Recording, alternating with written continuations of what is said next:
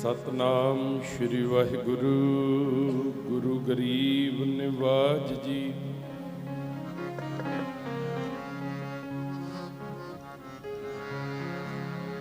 धन धन साहिब श्री गुरु ग्रंथ साहिब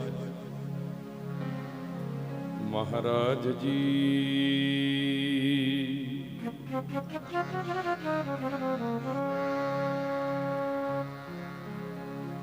एक अदुੱਤੀ गुरु नानक देवा।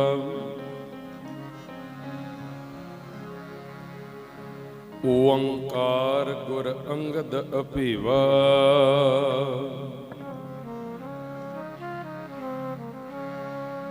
सतनाम गुर अमर प्यारे। करता रामदास गुरवारे। पुरख श्री अर्जन सुखदानी। निर्भाओ हर गोबिंद गुण खानी।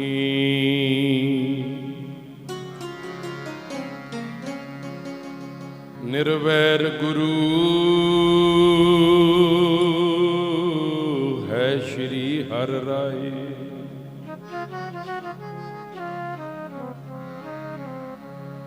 अकाल मूर्त हर कृष्ण ध्याए।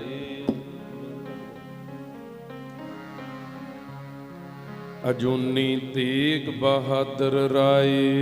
सहभंग श्री दशमेश सहाय।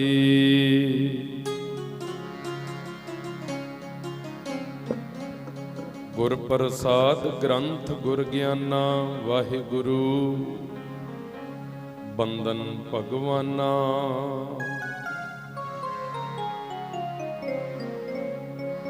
कलगी वालिया करां की सिफत तेरी।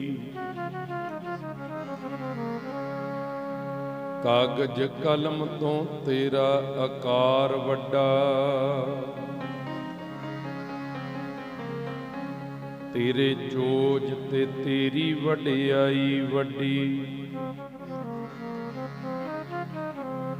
तेरे चोजां दा गुणी भंडार वड्डा।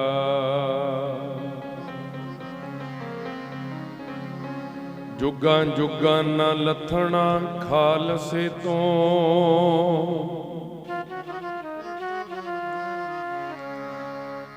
सिख कौम ते तेरा उधार वड्डा।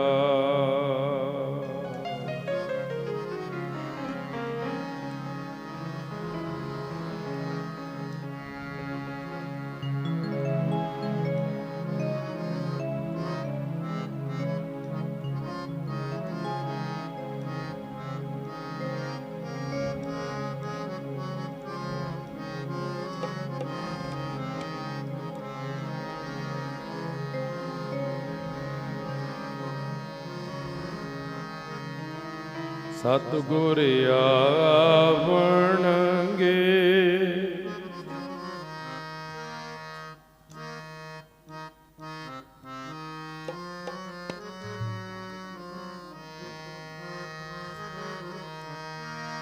सतगुर आवणगे। फेरा पावणगे। कर तुम कृपा करो गुर मेरे। सतगुर आवणगे। फेरा पावणगे। कर मेरे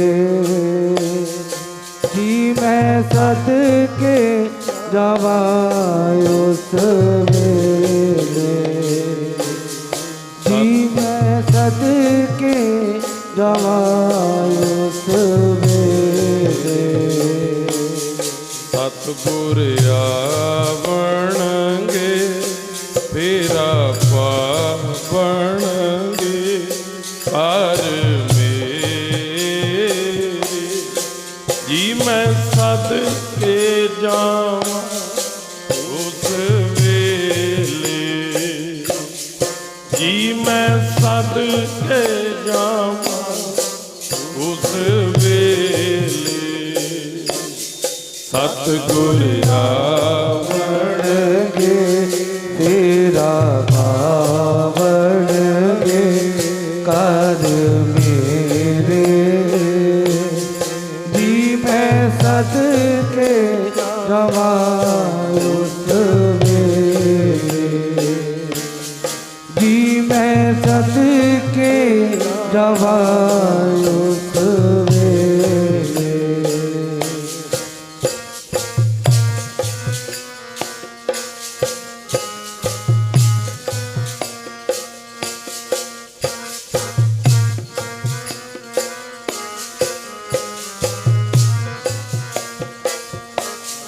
ਜੀ ਮੈਂ ਫੁੱਲਾਂ ਵਾਲਾ ਆਸਣ ਲਾਇਆ ਜੀ ਮੈਂ ਫੁੱਲਾਂ ਵਾਲਾ ਆਸਣ ਲਾਇਆ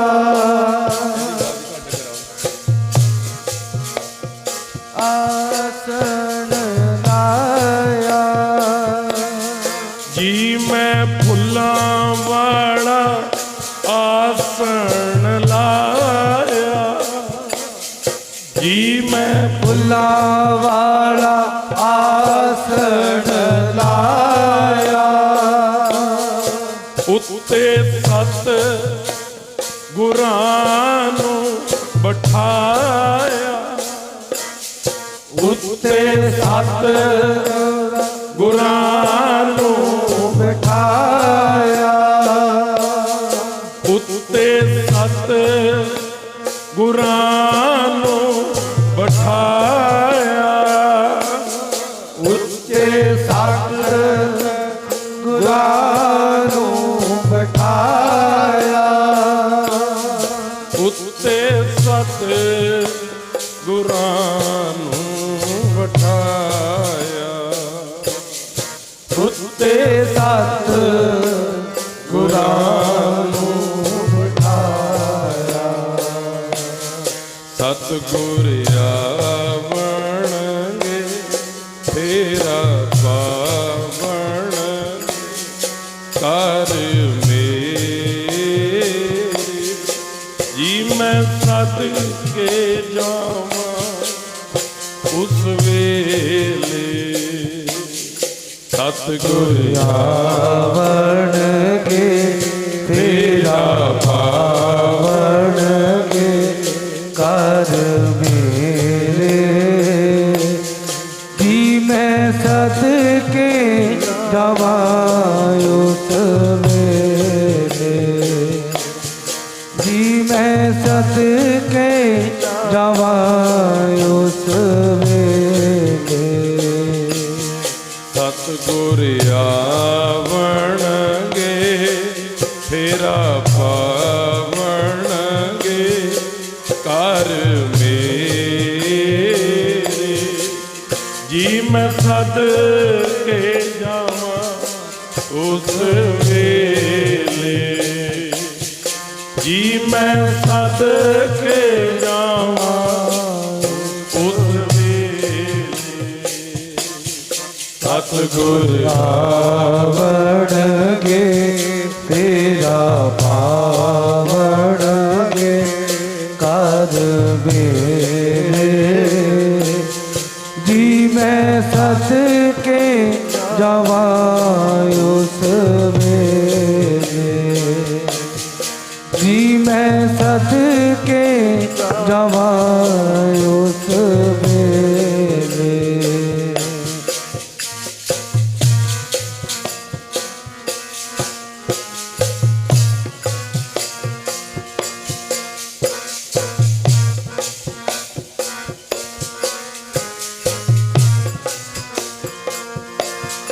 ਸੁਬਹ ਉੱਠ ਕੇ ਪੜਾ ਮੈਂ ਪੰਜ ਬਾਣੀਆਂ ਸੁਬਹ ਉੱਠ ਕੇ ਪੜਾ ਮੈਂ ਪੰਜ ਬਾਣੀਆਂ ਸੁਬਹ ਉੱਠ ਕੇ ਪੜਾ ਮੈਂ ਪੰਜ ਬਾਣੀਆਂ ਸੁਬਹ ਉੱਠ ਕੇ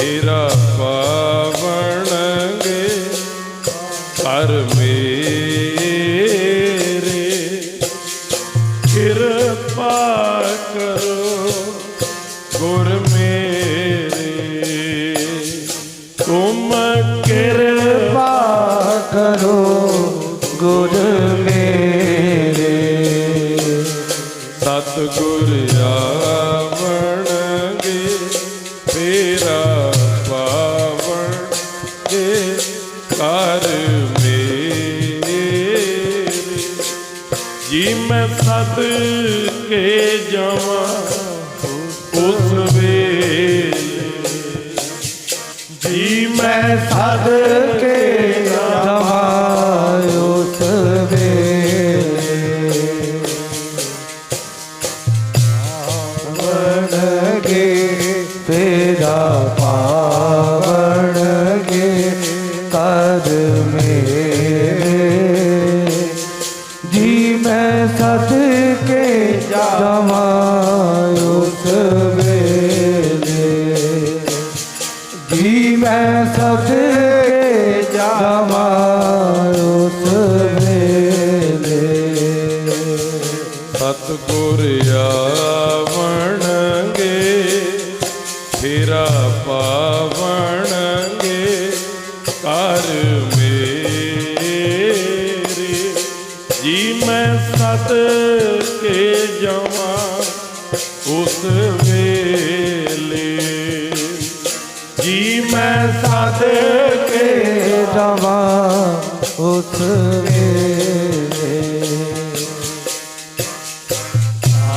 ਪਾਵਣਗੇ ਤੇਰਾ ਪਾਵਣਗੇ ਕਰ ਮੇਰੇ, ਜੀ ਮੈਂ ਸਦਕੇ ਜਾਵਾਂ ਉਸ ਵੇਲੇ, ਜੀ ਮੈਂ ਸਦਕੇ ਜਾਵਾਂ ਉਸ ਵੇਲੇ, ਜੀ ਮੈਂ ਸਦਕੇ ਜਾਵਾਂ ਉਸ ਵੇਲੇ, ਜੀ ਮੈਂ ਸਦਕੇ ਜਾਵਾਂ ਉਸ ਵੇਲੇ, ਜੀ ਮੈਂ ਸਦਕੇ ਜਾਵਾਂ ਉਸ ਵੇਲੇ, ਜੀ ਮੈਂ ਸਦਕੇ ਜਾਵਾਂ ਉਸ ਵੇਲੇ। ਵਾਹਿਗੁਰੂ ਬੜ ਭਾਗੀ ਹਰ ਸੰਗਤ ਪਾਵੈ, ਭਾਗਹੀਨ ਭਰਮ ਚੋਟਾਂ ਖਾਵੈ, ਬਿਨ ਭਾਗਾਂ ਸਤ ਸੰਗ ਨ ਲੱਭੈ, ਬਿਨ ਸੰਗਤ ਮੈਲ ਪ੍ਰੀਜੈ ਜੀਓ। ਪਰਮ ਸਤਿਕਾਰਯੋਗ ਸਤਿਗੁਰਾਂ ਦੀ ਸਾਜੀ ਔਰ ਨਿਵਾਜੀ ਸਤਿਗੁਰਾਂ ਦੇ ਚਰਨਾਂ ਦੇ ਵਿੱਚ ਬਿਰਾਜਮਾਨ ਗੁਰੂ ਰੂਪ ਗੁਰੂ ਖਾਲਸਾ ਸਤ ਸੰਗਤ ਜੀ, ਸਤਿਗੁਰਾਂ ਦੀ ਬਖਸ਼ਿਸ਼ ਦੁਹਰਾਈਏ, ਗੱਜ ਕੇ ਫਤਿਹ ਬੁਲਾਈਏ, ਕੋਈ ਵੀ ਰਸਨਾ ਵਾਂਝੀ ਨਾ ਰਵੇ ਜੀ। ਇੱਕੋ ਵਾਰੀ ਕਹਿਣ ਤੇ ਸਾਰੇ ਆਖੋ ਜੀ ਵਾਹਿਗੁਰੂ ਜੀ ਕਾ ਖਾਲਸਾ ਵਾਹਿਗੁਰੂ ਜੀ ਕੀ ਫਤਿਹ। ਧੰਨ ਗੁਰੂ ਗ੍ਰੰਥ ਸਾਹਿਬ ਪਾਤਸ਼ਾਹ ਜੀ ਦੀ ਪਾਵਨ ਔਰ ਪਵਿੱਤਰ ਹਜ਼ੂਰੀ ਦੇ ਵਿੱਚ ਸੁਭਾਏਮਨ ਹੋ ਕਰਕੇ ਧੰਨ ਧੰਨ 108 ਸ਼੍ਰੀਮਾਨ ਸੰਤ ਬਾਬਾ ਹਰੀ ਸਿੰਘ ਜੀ ਮਹਾਰਾਜ ਨੈਕੀ ਵਾਲੇ, ਤਿਨਾਂ ਦੇ ਚਰਨ ਸੇਵਕ, ਤਿਨਾਂ ਤੋਂ ਵਰਸਾਏ ਧੰਨ ਧੰਨ 108 ਸ਼੍ਰੀਮਾਨ ਸੰਤ ਬਾਬਾ ਮਹਿੰਦਰ ਸਿੰਘ ਜੀ ਨੈਕੀ ਵਾਲੇ, ਤਿਨਾਂ ਦੇ ਤਪ ਸਥਾਨ ਨੈਕੀ ਕੁਟੀਆ ਭਗੌਰਾ ਵਿਖੇ ਹਰ ਮਹੀਨੇ ਦੀ ਤਰ੍ਹਾਂ ਸਤਿਗੁਰਾਂ ਦੇ ਪਾਵਨ ਪਵਿੱਤਰ ਚਰਨਾਂ ਕਮਲਾਂ ਦੇ ਵਿੱਚ ਜੁੜਨ ਦਾ ਸਮਾਂ ਮਿਲਿਆ ਹੈ,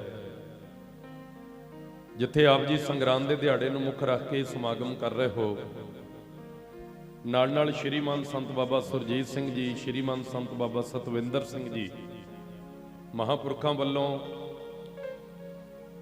ਵਹਿ ਪ੍ਰਗਟਿਓ ਮਰਦੇ ਅਗੰਮੜਾ ਵਰਿਆਮ ਅਕੇਲਾ, ਵਾਹ ਵਾਹ ਗੋਬਿੰਦ ਸਿੰਘ ਆਪੇ ਗੁਰ ਚੇਲਾ,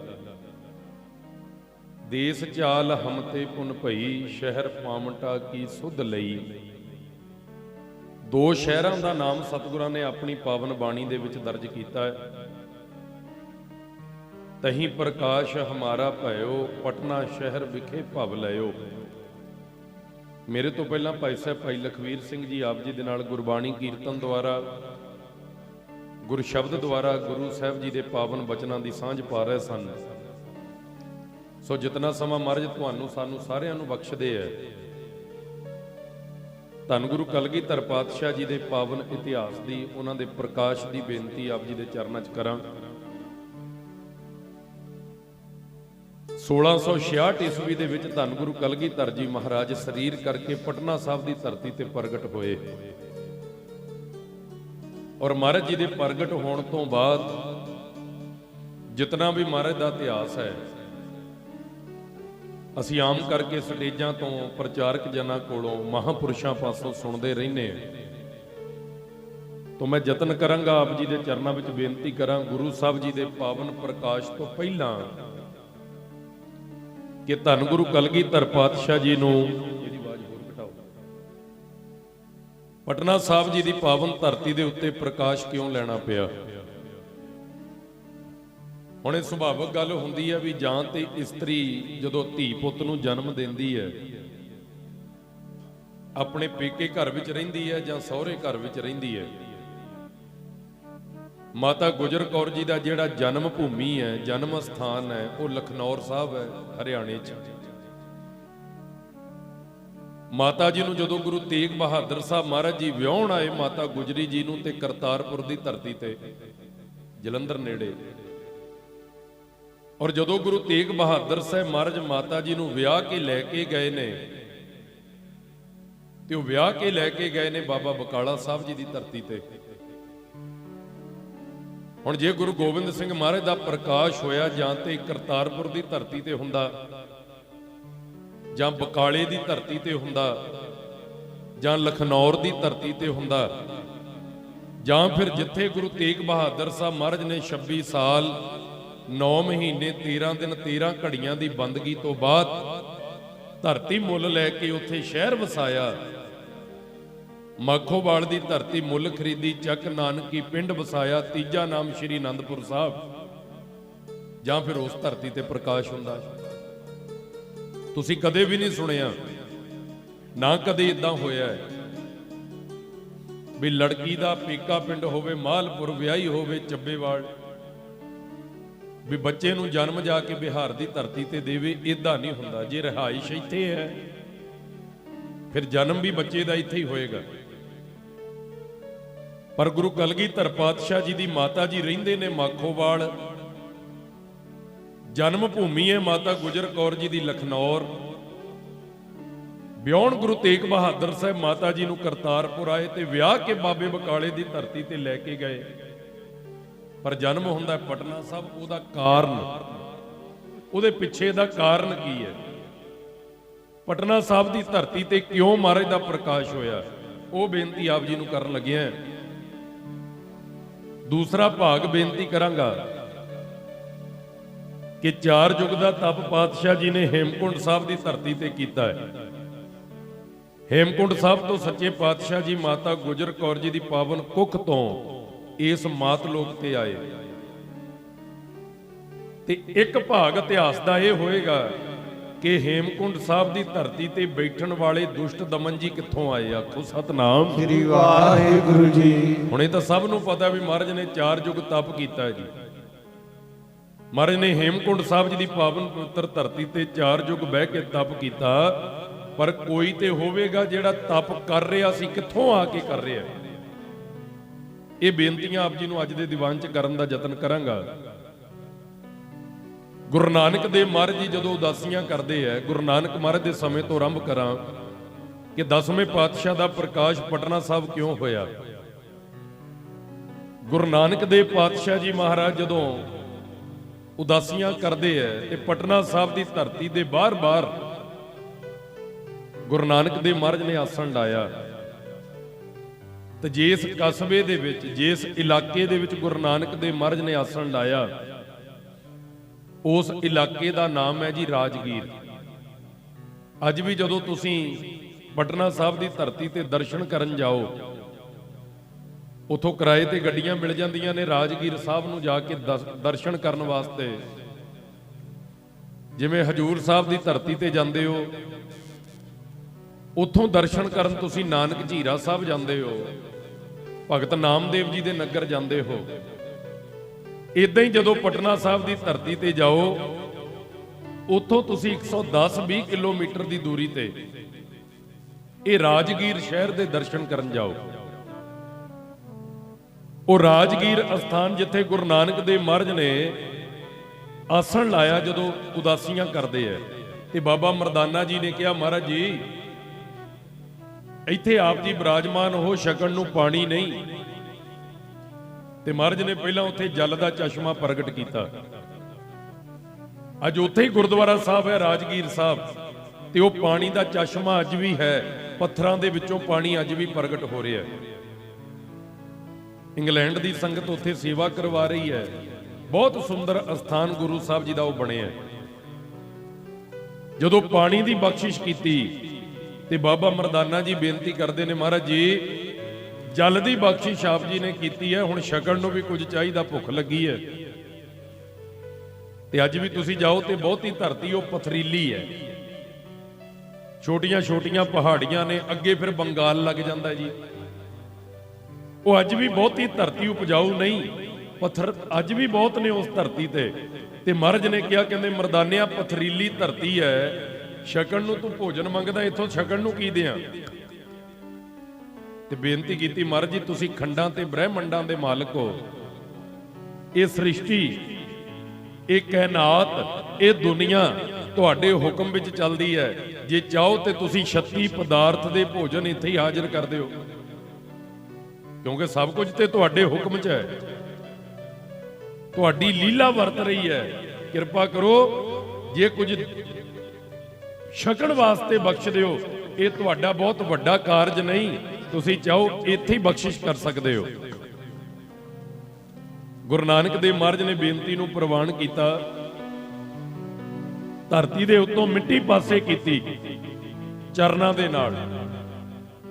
ਜਿਵੇਂ ਮਹਾਰਾਜ ਆਸਣ ਤੇ ਬੈਠੇ ਨੇ, ਆਸਣ ਤੇ ਬੈਠਿਆਂ ਨੇ ਚਰਨਾਂ ਨਾਲ ਜਦੋਂ ਮਿੱਟੀ ਪਾਸੇ ਕੀਤੀ, ਥੱਲਿਓਂ ਬੜਾ ਕੀਮਤੀ, ਬੇਸ਼ਕੀਮਤੀ, ਅਨਮੋਲ ਇੱਕ ਹੀਰਾ, ਇੱਕ ਲਾਲ ਧਰਤੀ ਦੇ ਵਿੱਚੋਂ ਪ੍ਰਗਟ ਹੋਇਆ। ਤੇ ਬਾਬਾ ਮਰਦਾਨਾ ਜੀ ਨੂੰ ਕਿਹਾ, ਮਰਦਾਨਿਆ ਇਹ ਹੀਰਾ ਲੈ ਜਾ ਕੇ ਪਟਨੇ ਦੀ ਧਰਤੀ ਦੇ ਉੱਤੇ ਵੇਚ ਕੇ ਜੋ ਛਕਣ ਨੂੰ ਮਿਲਦਾ ਛਕ ਕੇ ਆ। ਪਰ ਇੱਕ ਗੱਲ ਯਾਦ ਰੱਖੀ, ਇਹਨੂੰ ਕੌਡੀਆਂ ਦੇ ਭਾਅ ਨਾ ਸੁੱਟੀ, ਇਹ ਮਹਿੰਗਾ ਬੜਾ ਹੈ। ਇਹ ਨਾ ਹੋਵੇ ਕਿ ਕੌਡੀਆਂ ਦੇ ਭਾਅ ਸੁੱਟ ਕੇ ਆ ਜਾਵੇ, ਮਹਿੰਗਾ ਹੈ। ਸਤਿਵਚਨ ਮਹਾਰਾਜ ਜੀ ਲੈ ਕੇ ਜਦੋਂ ਮਹਾਰਾਜ ਜੀ ਦੇ ਕੋਲੋਂ ਉਹ ਹੀਰਾ ਤੇ ਲਾਲ ਬਾਬਾ ਮਰਦਾਨਾ ਜੀ ਚੱਲ ਕੇ ਰਾਜਗੀਰ ਦੀ ਧਰਤੀ ਤੋਂ ਪਟਨੇ ਸ਼ਹਿਰ ਗਏ। ਰਾਜਗੀਰ ਤੋਂ 70-80 ਮੀਲ ਦੀ ਦੂਰੀ ਤੇ ਪਟਨਾ ਸ਼ਹਿਰ। ਮਹਾਰਾਜ ਕਹਿੰਦੇ ਪਟਨੇ ਸ਼ਹਿਰ 'ਚ ਜਾ ਕੇ ਵੇਚ ਕੇ ਆ, ਜੋ ਮਿਲਦਾ ਛਕ ਆਈ, ਪਰ ਕੌਡੀਆਂ ਦੇ ਭਾਅ ਨਾ ਸਿੱਟੀ, ਇਹ ਯਾਦ ਰੱਖੀ। ਸਤਿਵਚਨ ਮਹਾਰਾਜ ਜੀ ਗੁਰੂ ਦਾ ਬਚਨ ਸੀ, ਤੇ ਗੁਰੂ ਨੇ ਕਦੇ ਗਲਤ ਬਚਨ ਨਹੀਂ ਸੀ ਕਰਨਾ। ਇਹ ਮਨ 'ਚ ਵਸਾ ਲਿਆ ਵੀ ਮਹਿੰਗਾ ਬਹੁਤ ਹੈ। ਤੇ ਜਦੋਂ ਲੈ ਕੇ ਸੱਚੇ ਪਾਤਸ਼ਾਹ ਜੀ ਦੀ ਆਗਿਆ ਬਾਬਾ ਮਰਦਾਨਾ ਜੀ ਪਟਨੇ ਦੀ ਧਰਤੀ ਤੇ ਪਹੁੰਚਦੇ ਐ। ਕਦੇ ਕਿਸੇ ਦੁਕਾਨ ਤੇ ਜਾਂਦੇ ਐ, ਕਦੇ ਕਿਸੇ ਦੁਕਾਨ ਤੇ ਜਾਂਦੇ ਐ। ਜੇ ਮਠਿਆਈ ਦੀ ਦੁਕਾਨ ਤੇ ਜਾਂਦੇ ਨੇ ਤੇ 1 ਮੀਟਰ ਅੱਧਾ ਮੀਟਰ ਕੱਪੜਾ ਮੁੱਲ ਪੈਂਦਾ ਹੈ। ਜੇ ਮਨਿਆਰੀ ਦੀ ਦੁਕਾਨ ਤੇ ਜਾਂਦੇ ਨੇ, ਮਠਿਆਈ ਦੀ ਦੁਕਾਨ ਤੇ ਜਾਂਦੇ ਐ, ਅੱਧਾ ਕਿਲੋ ਮਠਿਆਈ ਮੁੱਲ ਪੈਂਦਾ। ਕਿਉਂ? ਕਿਉਂਕਿ ਨਾ ਵੇਚਣ ਵਾਲੇ ਨੂੰ ਪਰਖ ਹੈ, ਨਾ ਖਰੀਦਣ ਵਾਲੇ ਨੂੰ। ਬਾਬਾ ਮਰਦਾਨਾ ਜੀ ਨੂੰ ਤਾਂ ਇਹ ਕਿਹਾ ਸੀ ਵੀ ਇਹ ਮਹਿੰਗਾ ਬਹੁਤ ਹੈ, ਕੌਡੀਆਂ ਦੇ ਭਾਅ ਨਾ ਸਿੱਟੀ। ਸਤਿਵਚਨ ਮਹਾਰਾਜ ਜੀ ਤੇ ਜਿਹੜੇ ਅੱਗੇ ਦੁਕਾਨਦਾਰ ਖਰੀਦ ਰਹੇ ਨੇ, ਉਹ ਦੁਕਾਨਦਾਰ ਕੋਈ ਹੀਰਿਆਂ ਦੀ ਪਛਾਣ ਨਹੀਂ ਰੱਖਦੇ। ਉਹ ਇਸ ਕਰਕੇ ਹੀ ਖਰੀਦ ਰਹੇ ਨੇ ਵੀ ਪੱਥਰ ਸੋਹਣਾ ਲੱਗਦਾ ਹੈ। ਤਾਂ ਹੀ ਬਾਣੀ 'ਚ ਮਹਾਰਾਜ ਨੇ ਸਾਡੇ ਜੀਵਨ ਰੂਪੀ ਹੀਰੇ ਦੀ ਵੀ ਗੱਲ ਕੀਤੀ। ਕਬੀਰ ਇੱਕ ਅਚੰਭੋ ਦੇਖਿਓ ਹੀਰਾ ਆਠ ਵਕਾਏ, ਬਣ ਜਣ ਹਾਰੇ ਬਾਹਰਾ ਕੌਡੀ ਬਦਲੇ ਜਾਏ। ਮਹਾਰਾਜ ਕਹਿੰਦੇ ਇਹ ਜਨਮ ਵੀ ਤੈਨੂੰ ਹੀਰਿਆਂ ਵਰਗਾ ਮਿਲਿਆ, ਪਰ ਦੇਖੀ ਇਸ ਜਨਮ ਨੂੰ ਵੀ ਕਿਤੇ ਕੌਡੀਆਂ ਦੇ ਭਾਅ ਦੁਨੀਆ ਦੇ ਸੁੱਖਾਂ ਪਿੱਛੇ ਨਾ ਰੋਲ ਦੇਈਂ। ਇਹੀ ਮਹਾਰਾਜ ਨੇ ਸਾਨੂੰ ਬਾਰ-ਬਾਰ ਬਾਣੀ 'ਚ ਸਮਝਾਇਆ। हीरा जन्म अमोलक तेरा, हीरा जन्म अमोलक तेरा, हीरा जन्म अमोलक तेरा, हीरा जन्म अमोलक तेरा, हीरा जन्म अमोलक तेरा, हीरा जन्म अमोलक तेरा, हीरा जन्म अमोलक तेरा, हीरा जन्म अमोलक तेरा, हीरा जन्म अमोलक तेरा, हीरा जन्म अमोलक तेरा, हीरा जन्म अमोलक तेरा, हीरा जन्म अमोलक तेरा, तू कौटियां दे जी पारोलता, तू कौटियां दे जी पारोलता, तू कौटियां दे जी पारोलता, तू कौटियां दे जी पारोलता, तू कौटियां दे जी पारोलता, तू कौटियां दे जी पारोलता, कौटियां दे जी पारोलता, कौटियां दे जी पारोलता, ओ कौटियां दे जी पारोलता, ओ कौटियां दे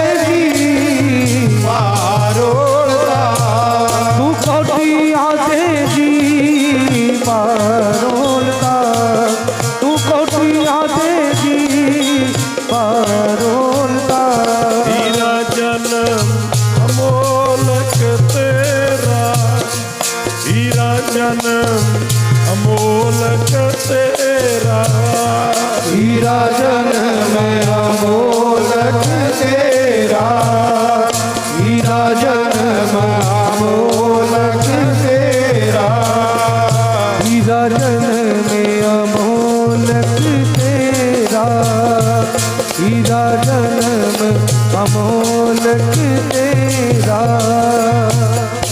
ਮਹਾਰਾਜ ਕਹਿੰਦੇ ਅਮੁੱਲਾ ਜਿਹਦਾ ਮੁੱਲ ਕੋਈ ਨਹੀਂ, ਐਸਾ ਜਨਮ ਤੈਨੂੰ ਮਿਲਿਆ ਸੀ ਪਰ ਕੌਡੀਆਂ ਦੇ ਭਾਰ ਰੋਲਿਆ ਹੈ। ਦੁਨੀਆ ਦੇ ਝੂਠੇ ਸੁੱਖਾਂ ਪਿੱਛੇ ਇਹ ਸਾਹ ਬਿਰਥੇ ਗਵਾਏ ਹੈ। ਹੁਣ ਪਾਤਸ਼ਾਹ ਜੀ ਦਾ ਹੁਕਮ ਮੰਨ ਕੇ ਜਦੋਂ ਬਾਬਾ ਮਰਦਾਨਾ ਜੀ ਕਦੇ ਕਿਸੇ ਦੁਕਾਨ ਤੇ ਜਾਂਦੇ ਐ, ਕਦੇ ਕਿਸੇ ਦੁਕਾਨ ਤੇ ਜਾਂਦੇ ਐ, ਕੋਈ ਕੌਡੀ ਮੁੱਲ ਪਾਉਂਦਾ ਹੈ, ਕੋਈ ਅੱਧਾ ਕਿਲੋ ਮਠਿਆਈ ਮੁੱਲ ਪਾਉਂਦਾ ਹੈ, ਕੋਈ 1 ਮੀਟਰ ਕੱਪੜਾ, ਤੇ ਕਿਸੇ ਨੂੰ ਵੀ ਵੇਚਿਆ ਨਹੀਂ। ਪਤਾ ਲੱਗਿਆ ਉਸ ਪਟਨੇ ਸ਼ਹਿਰ 'ਚ ਇੱਕ ਸੁਨਿਆਰਿਆਂ ਦੀ ਦੁਕਾਨ ਦਾ, ਜੋ ਗਹਿਣਿਆਂ ਦਾ ਕੰਮ ਕਰਦੇ ਐ, ਸੋਨੇ ਚਾਂਦੀ ਦੇ ਗਹਿਣੇ ਬਣਾਉਂਦੇ ਐ। ਬਾਬਾ ਮਰਦਾਨਾ ਜੀ ਉਸ ਸੁਨਿਆਰ ਦੀ ਦੁਕਾਨ ਤੇ ਪਹੁੰਚਦੇ ਐ। ਅੱਜ ਜੇ ਪਟਨਾ ਸਾਹਿਬ ਜਾਓ ਤੇ ਬਹੁਤ ਛੋਟੀ ਜੀ ਗਲੀ ਵਿੱਚ ਦੀ ਜਾ ਕੇ ਉੱਥੇ ਵੀ ਅੱਜ ਗੁਰਦੁਆਰਾ ਸਾਹਿਬ ਹੈ। ਜਿਸ ਸੁਨਿਆਰੇ ਦੀ ਦੁਕਾਨ ਤੇ ਬਾਬਾ ਮਰਦਾਨਾ ਜੀ ਗਏ ਸੀ, ਗੁਰਦੁਆਰਾ ਸੁਨਿਆਰ ਸਾਹਿਬ ਕਿਹਾ ਜਾਂਦਾ ਜੀ। ਉੱਥੇ ਜਦੋਂ ਗਏ, ਉਹ ਸੋਨੇ ਚਾਂਦੀ ਦੇ ਗਹਿਣੇ ਬਣਾਇਆ ਕਰਦਾ ਸੀ ਪਰਿਵਾਰ। ਉਹਨਾਂ ਨੂੰ ਜਾ ਕੇ ਹੀਰਾ ਵਿਖਾਇਆ, ਕਹਿੰਦੇ ਜੀ ਹੀਰਾ ਵੇਚਣਾ ਹੈ। ਤੇ ਉਹ ਸੁਨਿਆਰੇ ਪਰਿਵਾਰ ਨੇ ਕਿਹਾ, ਕਹਿੰਦੇ ਜੀ ਅਸੀਂ ਗਹਿਣਿਆਂ ਦਾ ਕੰਮ ਜ਼ਰੂਰ ਕਰਦੇ ਹਾਂ, ਪਰ ਸਾਡੇ 'ਚ ਐਡੀ ਹਿੰਮਤ ਨਹੀਂ ਵੀ ਅਸੀਂ ਹੀਰਿਆਂ ਦਾ ਵਪਾਰ ਕਰ ਸਕੀਏ। ਜੇ ਤੁਸੀਂ ਇਹ ਹੀਰਾ ਵੇਚਣਾ ਹੈ ਤੇ ਇਸੇ ਪਟਨੇ 'ਚ ਸਾਲ ਸਰਾਏ ਜੌਹਰੀ ਨਾਂ ਦਾ ਹੀਰਿਆਂ ਦਾ ਵਪਾਰੀ ਹੈ, ਉਹਦੇ ਕੋਲੋਂ ਦੀ ਹਵੇਲੀ ਜਾਓ, ਇਸ ਹੀਰੇ ਨੂੰ ਉਹ ਖਰੀਦ ਸਕਦਾ ਹੈ। ਬਾਬਾ ਮਰਦਾਨਾ ਜੀ ਨੇ ਪਤਾ ਪੁੱਛਿਆ, ਚਲੇ ਗਏ ਤੇ ਸਾਲ ਸਰਾਏ ਜੌਹਰੀ ਦੀ ਹਵੇਲੀ 'ਚ ਇੱਕ ਗੁਰੂ ਕੇ ਪਿਆਰ ਕਰਨ ਵਾਲਾ ਸਿੱਖ ਵੀ ਕੰਮ ਕਰਦਾ ਹੈ, ਜਿਹਦਾ ਨਾਮ ਹੈ ਭਾਈ ਅਦਰਕਾ ਜੀ। ਭਾਈ ਅਦਰਕਾ ਜੀ ਚੇਤੇ ਬਹੁਤ ਕਰਦੇ ਨੇ ਗੁਰੂ ਨਾਨਕ ਦੇਵ ਜੀ ਨੂੰ, ਪਰ ਕਦੇ ਦਰਸ਼ਨ ਨਹੀਂ ਸੀ ਕੀਤੇ। ਗੁਰੂ ਸਾਹਿਬ ਜੀ ਦੀ ਵਡਿਆਈ ਸੁਣ ਸੁਣ ਕੇ ਗੁਰੂ ਸਾਹਿਬ ਦਾ ਪ੍ਰੇਮ ਭਾਈ ਅਦਰਕਾ ਜੀ ਦੇ ਅੰਦਰ ਪੈਦਾ ਹੋਇਆ ਸੀ। ਤੇ ਮਨ ਦੀ ਇੱਛਾ ਸੀ ਵੀ ਕਦੇ ਗੁਰੂ ਨਾਨਕ ਦੇਵ ਪਾਤਸ਼ਾਹ ਜੀ ਦੇ ਦਰਸ਼ਨ ਹੋਣ, ਤੇ ਉਹਦੀ ਆਸ ਪੂਰੀ ਕਰਨ ਵਾਸਤੇ ਸੱਚੇ ਪਾਤਸ਼ਾਹ ਜੀ ਪਟਨੇ ਦੀ ਧਰਤੀ ਤੱਕ ਪਹੁੰਚ ਗਏ। ਆਖੋ ਸਤਨਾਮ ਸ੍ਰੀ ਵਾਹਿਗੁਰੂ ਜੀ। ਬਹਾਨਾ ਬਣਾਇਆ ਬਾਬਾ ਮਰਦਾਨਾ, ਭੁੱਖ ਲੱਗੀ ਹੈ ਜੀ, ਹੀਰਾ ਦੇ ਕੇ ਭੇਜ ਦਿੱਤੇ। ਤੇ ਜਦੋਂ ਸਾਲਸਰਾਏ ਜੌਹਰੀ ਦੀ ਹਵੇਲੀ 'ਚ ਸਾਲਸਰਾਏ ਨੇ ਕੰਮ ਤੇ ਰੱਖੇ ਹੋਏ ਨੇ ਭਾਈ ਅਦਰੱਕਾ ਜੀ, ਗੁਰੂ ਨਾਨਕ ਦੇਵ ਮਹਾਰਾਜ ਦੇ ਚਰਨਾਂ ਨੂੰ ਪ੍ਰੇਮ ਕਰਦੇ ਆ, ਤੇ ਗੁਰੂ ਨਾਨਕ ਦੇਵ ਮਹਾਰਾਜ ਵੱਲੋਂ ਭੇਜੇ ਹੋਏ ਬਾਬਾ ਮਰਦਾਨਾ ਜੀ ਸਾਲਸਰਾਏ ਜੌਹਰੀ ਦੀ ਹਵੇਲੀ ਪਹੁੰਚ ਗਏ। ਸਾਲਸਰਾਏ ਨਾਲ ਮੁਲਾਕਾਤ ਕੀਤੀ, ਹੱਥ ਦੇ ਉੱਤੇ ਰੱਖਿਆ ਹੀਰਾ ਤੇ ਅੱਗੇ ਕਰਕੇ ਕਹਿੰਦੇ ਜੌਹਰੀਆ ਮੈਂ ਆ ਹੀਰਾ ਵੇਚਣਾ ਹੈ, ਦੱਸ ਕੀ ਮੁੱਲ ਦੇਂਗਾ। ਸਾਲਸਰਾਏ ਜੌਹਰੀ ਨੇ ਉਸ ਹੀਰੇ ਨੂੰ ਵੇਖਿਆ, ਖਜ਼ਾਨੇ ਦੇ ਵਿੱਚੋਂ 100 ਮੋਹਰ 100 ਰੁਪਈਆ ਉਸ ਵੇਲੇ ਦਾ ਲਿਆ ਕੇ ਬਾਬਾ ਮਰਦਾਨਾ ਜੀ ਨੂੰ ਫੜਾਇਆ। ਹੀਰੇ ਨੂੰ ਨਮਸਕਾਰ ਕੀਤੀ ਜੌਹਰੀ ਨੇ, ਤੇ ਮਰਦਾਨਾ ਜੀ ਵਾਕਿਆ ਹੀ ਕਹਿੰਦੇ ਜੀ ਜਿੱਥੇ ਲੋਕ ਮੁੱਲ ਨਹੀਂ ਸੀ ਪਾਉਂਦੇ, ਇਸ ਜੌਹਰੀ ਨੇ ਮੈਨੂੰ 100 ਰੁਪਈਆ ਇਹਦਾ ਮੁੱਲ ਦਿੱਤਾ ਹੈ। ਤੇ ਜੌਹਰੀ ਕਹਿੰਦਾ ਨਾ ਜੀ ਮੈਂ ਮੁੱਲ ਨਹੀਂ ਦਿੱਤਾ, ਇਹ ਮੈਂ ਖਰੀਦਿਆ ਨਹੀਂ, ਤੁਹਾਡਾ 100 ਰੁਪਈਆ ਤੇ ਦਰਸ਼ਨੀ ਭੇਟਾ ਹੈ, ਕੇਵਲ ਦਰਸ਼ਨ ਕਰਨ ਦੇ। ਤੇ ਬਾਬਾ ਮਰਦਾਨਾ ਜੀ ਕਹਿੰਦੇ ਮੈਂ ਤੇ ਵੇਚਣ ਵਾਸਤੇ ਤੁਰੇ ਆ, ਜੇ ਇਹਦੀ ਦਰਸ਼ਨੀ ਭੇਟਾ ਹੀ 100 ਰੁਪਈਆ ਹੈ ਫਿਰ ਇਹਦਾ ਮੁੱਲ ਕੀ ਹੋਏਗਾ। ਤੇ ਉਸ ਵੇਲੇ ਸਾਲਸਰਾਏ ਜੌਹਰੀ ਨੇ ਬਚਨ ਕੀਤਾ, ਕਹਿੰਦਾ ਬਾਬਾ ਜੀ ਅਸੀਂ ਦਾਦਿਆਂ ਪੜਦਾਦਿਆਂ ਤੋਂ ਲੈ ਕੇ ਹੀਰਿਆਂ ਦਾ ਵਪਾਰ ਕਰਦੇ ਆਂ, ਪੁਸ਼ਤੈਨੀ।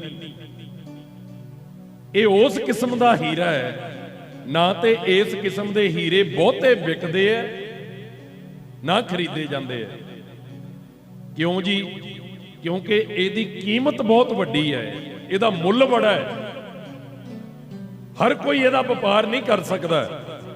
ਤੇ ਜੇ ਮੈਂ ਵੇਚਣਾ ਹੋਵੇ, ਬਾਬਾ ਮਰਦਾਨਾ ਜੀ ਕਹਿੰਦੇ ਕੀਮਤ ਕੀ ਦਿਓਗੇ? ਸਾਲਸਰਾਏ ਜੌਹਰੀ ਕਹਿੰਦਾ ਜੀ ਸਾਰਾ ਕਾਰੋਬਾਰ ਵੇਚਦੇ ਆ, ਤਾਂ ਵੀ ਚਾਹਾਂ ਤੁਹਾਡੇ ਇਸ ਹੀਰੇ ਦੀ ਕੀਮਤ ਦੇਣੀ ਤੇ ਮੈਂ ਦੇ ਨਹੀਂ ਸਕਦਾ, ਇੰਨੀ ਕੀਮਤ। ਪਰ ਨਾਲ ਹੀ ਸਵਾਲ ਪੈਦਾ ਕੀਤਾ ਜੀ ਸਾਲਸਰਾਏ ਜੌਹਰੀ ਨੇ, ਕਹਿੰਦਾ ਲਿਵਾਸ ਤੁਹਾਡਾ ਸਾਧੂਆਂ ਵਾਲਾ ਹੈ, ਲਿਵਾਸ ਤੁਹਾਡਾ ਸੰਤਾਂ ਵਾਲਾ ਹੈ, ਤੁਹਾਡੇ ਕੋਲ ਇੰਨਾ ਮਹਿੰਗਾ ਹੀਰਾ ਕਿੱਥੋਂ ਆਇਆ? ਆਖੋ ਸਤਨਾਮ ਸ੍ਰੀ ਵਾਹਿਗੁਰੂ ਜੀ। ਇਹ ਸੁਭਾਵਕ ਹੈ ਜੀ ਵੀ ਕੰਮ ਤਾਂ ਇਹਦਾ ਸਾਧੂਆਂ ਵਾਲਾ ਹੈ ਤਾਂ ਸੰਤ, ਪਰ ਇਹਦੇ ਕੋਲ ਇੰਨਾ ਮਹਿੰਗਾ ਹੀਰਾ, ਅਸੀਂ ਜੱਦੀ ਪੁਸ਼ਤੀ ਕੰਮ ਕਰਦੇ ਆਂ, ਸਾਡੇ ਕੋਲ ਕਦੇ ਬਹੁਤਾ ਇਹ ਕਿਸਮ ਦਾ ਹੀਰਾ ਖਰੀਦਣ ਦੀ ਤਾਕਤ ਨਹੀਂ। ਤੇ ਫਿਰ ਇਸ ਮਹਾਂਪੁਰਖ ਕੋ ਕਿਵੇਂ ਆ ਗਿਆ? ਜਦੋਂ ਇਹ ਬਚਨ ਕੀਤਾ ਬਈ ਇਸ ਮਹਾਂਪੁਰਖ ਦੇ ਕੋਲ ਇਹ ਹੀਰਾ ਕਿਵੇਂ ਆਇਆ, ਪੁੱਛਣਾ ਕੀਤਾ, ਤੇ ਬਾਬਾ ਮਰਦਾਨਾ ਜੀ ਮੁਸਕਰਾ ਕੇ ਕਹਿੰਦੇ ਜੌਹਰੀਆ ਸ਼ੱਕ ਨਾ ਕਰ ਵੀ ਕਿਤੇ ਚੋਰੀ ਕੀਤਾ ਹੈ। ਆਖੋ ਸਤਨਾਮ ਸ੍ਰੀ ਵਾਹਿਗੁਰੂ ਜੀ। ਕਿਉਂਕਿ ਹੋ ਹੀ ਜਾਂਦਾ ਜੀ, ਸਾਡੇ ਪਿੰਡਾਂ 'ਚ ਗੁਰੂ ਘਰਾਂ ਦੇ ਗ੍ਰੰਥੀ ਹੈਗੇ ਆ ਨਾ, ਵਜ਼ੀਰ, ਕੋਈ ਉਹਨੂੰ 5100 ਤਨਖਾਹ ਦਿੰਦਾ ਜੀ, ਕੋਈ 4100 ਦਿੰਦਾ ਜੀ, ਕੋਈ 7100 ਦਿੰਦਾ ਜੀ। ਤੇ ਜੇ ਕਿਤੇ ਗੁਰੂ ਕਾ ਵਜ਼ੀਰ ਗ੍ਰੰਥੀ ਸਿੰਘ ਨਵਾਂ ਮੋਟਰਸਾਈਕਲ ਲੈ ਆਵੇ ਤਾਂ ਅਸੀਂ ਵੀ ਤਾਂ ਹੈਰਾਨ ਹੋ ਹੀ ਜਾਂਦੇ ਵੀ ਇਹ ਕਿੱਦਾਂ ਲੈ ਆਇਆ, ਇਹਦੀ ਇਨਕਮ ਕਿੱਥੋਂ ਹੈ, ਇਹਦੇ ਕੋਲ ਮੋਟਰਸਾਈਕਲ ਕਿੱਥੋਂ ਆ ਗਿਆ? ਗੱਡੀ ਲੈ ਆਵੇ ਫਿਰ ਤਾਂ 4-5 ਦਿਨ ਨੀਂਦ ਹੀ ਨਹੀਂ ਨਾ ਆਉਂਦੀ ਵੀ ਗ੍ਰੰਥੀ ਗੱਡੀ ਕਿੱਥੋਂ ਲੈ ਆਇਆ ਜੀ। ਉਸੇ ਤਰ੍ਹਾਂ ਹੀ ਸ਼ੱਕ ਕੀਤਾ ਸਾਲਸਰਾਏ ਜੌਹਰੀ ਨੇ ਬਈ ਲਿਵਾਸ ਇਹਦਾ ਸੰਤਾਂ ਵਾਲਾ, ਇੰਨਾ ਮਹਿੰਗਾ ਹੀਰਾ ਕਿੱਥੋਂ ਲੈ ਆਇਆ? ਤੇ ਬਾਬਾ ਮਰਦਾਨਾ ਜੀ ਮੁਸਕਰਾ ਕੇ ਕਹਿੰਦੇ ਸ਼ੱਕ ਨਾ ਕਰ, ਤੂੰ ਇੱਕ ਹੀਰੇ ਦੀ ਗੱਲ ਕਰਦਾ ਹੈ, ਇਦਾਂ ਦੇ ਹਜ਼ਾਰਾਂ ਹੀ ਹੀਰੇ ਮੇਰੇ ਬਾਬੇ ਦੇ ਚਰਨਾਂ 'ਚ ਰੁਲਦੇ ਫਿਰਦੇ ਆ। ਜਦੋਂ ਇਹ ਬਚਨ ਕੀਤਾ ਤੇ ਪੁੱਛਣਾ ਕੀਤਾ ਮਰਦਾਨਾ ਜੀ ਨੂੰ ਸਾਲਸਰਾਏ ਨੇ, ਕੌਣ ਹੈ ਤੇਰਾ ਗੁਰੂ, ਕੌਣ ਹੈ ਤੇਰਾ ਬਾਬਾ? ਤੇ ਬਾਬਾ ਮਰਦਾਨਾ ਜੀ ਦੇ ਹੱਥ ਜੁੜ ਗਏ। ਮਹਾਰਾਜ ਕਹਿੰਦੇ, ਬਾਬਾ ਮਰਦਾਨਾ ਜੀ ਕਹਿੰਦੇ ਮੇਰਾ ਗੁਰੂ ਹੈ ਗੁਰੂ ਨਾਨਕ। ਆਖੋ ਸਤਨਾਮ ਸ੍ਰੀ ਵਾਹਿਗੁਰੂ ਜੀ। ਮੇਰਾ ਗੁਰੂ ਹੈ ਗੁਰੂ ਨਾਨਕ। ਜਦੋਂ ਇਹ ਬਚਨ ਕੀਤਾ ਤੇ ਭਾਈ ਅਦਰੱਕਾ ਜੀ ਕੋਲ ਖੜੇ ਆ, ਜਿਹੜੇ ਮਹਾਰਾਜ ਨੂੰ ਪਿਆਰ ਕਰਦੇ ਆ, ਇੱਕਦਮ ਕੰਨ ਖੜੇ ਹੋ ਗਏ। ਵੀ ਮੈਂ ਤੇ ਗੁਰੂ ਨਾਨਕ ਦੇਵ ਮਹਾਰਾਜ ਦੇ ਦਰਸ਼ਨਾਂ ਨੂੰ ਲੋਚਦਾ ਤੇ ਪੁੱਛਿਆ, ਕਹਿੰਦੇ ਬਾਬਾ ਜੀ ਇਹ ਨਾਨਕ ਜੀ ਉਹੀ ਨੇ ਜਿਨ੍ਹਾਂ ਨੂੰ ਨਾਨਕ ਤਪਾ ਜੀ ਕਿਹਾ ਜਾਂਦਾ ਹੈ। ਬਾਬਾ ਮਰਦਾਨਾ ਜੀ ਕਹਿੰਦੇ ਹਾਂ, ਇਹ ਉਹੀ ਨੇ ਜਿਨ੍ਹਾਂ ਨੂੰ ਨਾਨਕ ਤਪਾ ਜੀ ਕਿਹਾ ਜਾਂਦਾ ਹੈ। ਕਿੱਥੇ ਨੇ? ਪਟਨੇ ਤੋਂ ਬਾਹਰ ਬਿਰਾਜਮਾਨ ਨੇ। ਤੇ ਸਾਲਸਰਾਏ ਨੂੰ ਭਾਈ ਅਦਰਕਾ ਜੀ ਕਹਿੰਦੇ ਨੇ, ਸੇਠ ਜੀ ਇਹ ਉਹੀ ਗੁਰੂ ਨਾਨਕ ਨੇ ਜਿਨ੍ਹਾਂ ਦੀ ਸਿਫਤ ਮੈਂ ਆਪ ਜੀ ਨੂੰ ਹਮੇਸ਼ਾ ਕਰਦਾ ਰਹਿਣਾ। ਤੇ ਸਾਲਸਰਾਏ ਨੇ ਬੜੇ ਸਤਿਕਾਰ ਦੇ ਨਾਲ ਬਾਬਾ ਮਰਦਾਨਾ ਜੀ ਨੂੰ ਪ੍ਰਸ਼ਾਦਾ ਛਕਾਇਆ, ਭੋਜਨ ਛਕਾਇਆ ਤੇ ਪ੍ਰਸ਼ਾਦਾ ਛਕਾ ਕੇ ਬੇਨਤੀ ਕੀਤੀ ਕਿ ਅਸੀਂ ਵੀ ਗੁਰੂ ਨਾਨਕ ਮਹਾਰਾਜ ਦੇ ਦਰਸ਼ਨ ਕਰ ਸਕਦੇ ਹਾਂ, ਕਿ ਅਸੀਂ ਤੁਹਾਡੇ ਨਾਲ ਜਾ ਸਕਦੇ ਹਾਂ। ਤੇ ਸਾਲਸਰਾਏ ਜੌਹਰੀ ਕਹਿੰਦਾ ਮੈਂ ਦਰਸ਼ਨ ਕਰਨੇ। ਬਾਬਾ ਮਰਦਾਨਾ ਜੀ ਕਹਿੰਦੇ ਜ਼ਰੂਰ ਚੱਲੋ। ਭਾਈ ਅਦਰਕਾ ਜੀ ਨਾਲ, ਸਾਲਸਰਾਏ ਜੌਹਰੀ ਜੀ ਨਾਲ ਮੈਂ ਬੇਨਤੀ ਕਰ ਰਿਹਾ, ਮਹਾਰਾਜ ਦਾ ਪ੍ਰਕਾਸ਼ ਕਿਉਂ ਹੋਇਆ ਪਟਨਾ ਸਾਹਿਬ? ਇੱਥੋਂ ਆਰੰਭ ਕੀਤਾ ਮੈਂ। ਗੁਰੂ ਗੋਬਿੰਦ ਸਿੰਘ ਮਹਾਰਾਜ ਪਟਨਾ ਸਾਹਿਬ ਕਿਉਂ ਆਏ? ਮਾਤਾ ਜੀ ਨੂੰ ਉੱਥੇ ਕਿਉਂ ਜਾਣਾ ਪਿਆ ਜਨਮ ਦੇਣ ਲਈ? ਜਦੋਂ ਸਾਲਸਰਾਏ ਜੌਹਰੀ ਬਾਬਾ ਮਰਦਾਨਾ ਜੀ ਦੇ ਨਾਲ, ਭਾਈ ਅਦਰਕਾ ਜੀ ਵੀ ਨਾਲ ਗੁਰੂ ਨਾਨਕ ਦੇਵ ਮਹਾਰਾਜ ਕੋ ਰਾਜਗੀਰ ਦੀ ਧਰਤੀ ਤੇ ਪਹੁੰਚੇ, ਜਾ ਕੇ ਬਾਬਾ ਮਰਦਾਨਾ ਜੀ ਨੇ 100 ਮੋਹਰ ਵੀ ਮਹਾਰਾਜ ਦੇ ਚਰਨਾਂ 'ਚ ਰੱਖੀ, ਉਹ ਹੀਰਾ ਵੀ ਮਹਾਰਾਜ ਦੇ ਚਰਨਾਂ 'ਚ ਰੱਖਿਆ। ਮਹਾਰਾਜ ਜਿੱਥੇ ਕੋਈ ਦੁਕਾਨਦਾਰ ਮੁੱਲ ਨਹੀਂ ਸੀ ਪਾਉਂਦਾ, ਆ ਸਾਲਸਰਾਏ ਜੌਹਰੀ ਮੇਰੇ ਨਾਲ ਆਇਆ ਹੈ, ਇਨ 100 ਰੁਪਈਆ ਇਸ ਹੀਰੇ ਦੀ ਦਰਸ਼ਨੀ ਭੇਟਾ ਦਿੱਤੀ ਹੈ। ਤੇ ਇਸ ਜੌਹਰੀ ਨੇ ਕਿਹਾ ਮੈਂ ਇਸ ਹੀਰੇ ਦਾ ਮੁੱਲ ਨਹੀਂ ਦੇ ਸਕਦਾ, ਬੜਾ ਮਹਿੰਗਾ ਹੈ। ਤੇ ਜਦੋਂ ਸਾਲਸਰਾਏ ਜੌਹਰੀ ਮਹਾਰਾਜ ਨੂੰ ਮੱਥਾ ਟੇਕਦਾ ਹੈ ਤੇ ਮਹਾਰਾਜ ਨੇ ਸਾਲਸਰਾਏ ਜੌਹਰੀ ਨੂੰ ਬੁਝਾਰਤ ਪਾਈ, ਕਹਿੰਦੇ ਜੌਹਰੀਆ ਦੁਨਿਆਵੀ ਹੀਰੇ ਪਛਾਣਦਾ ਕਿ ਕਦੇ ਜੀਵਨ ਰੂਪੀ ਹੀਰਾ ਵੀ ਪਛਾਣਿਆ? ਆਖੋ ਸਤਨਾਮ ਸ੍ਰੀ ਵਾਹਿਗੁਰੂ ਜੀ। ਕਦੇ ਜੀਵਨ ਰੂਪੀ ਹੀਰਾ ਪਛਾਣਿਆ? ਕੱਲੇ ਦੁਨੀਆ ਦੇ ਹੀਰੇ ਪਛਾਣਦਾ ਫਿਰਦਾ ਹੈ। ਤੇ ਪਿਆਰਿਓ ਇਹ ਸੀ ਬੁਝਾਰਤ। ਤੇ ਸਮਝਣ ਵਾਲਾ ਕੋਈ ਹੁੰਦਾ ਹੈ ਜਿਹੜਾ ਰੱਬ ਦੇ ਪਿਆਰਿਆਂ ਦੀ ਰਮਜ ਨੂੰ ਸਮਝੇ।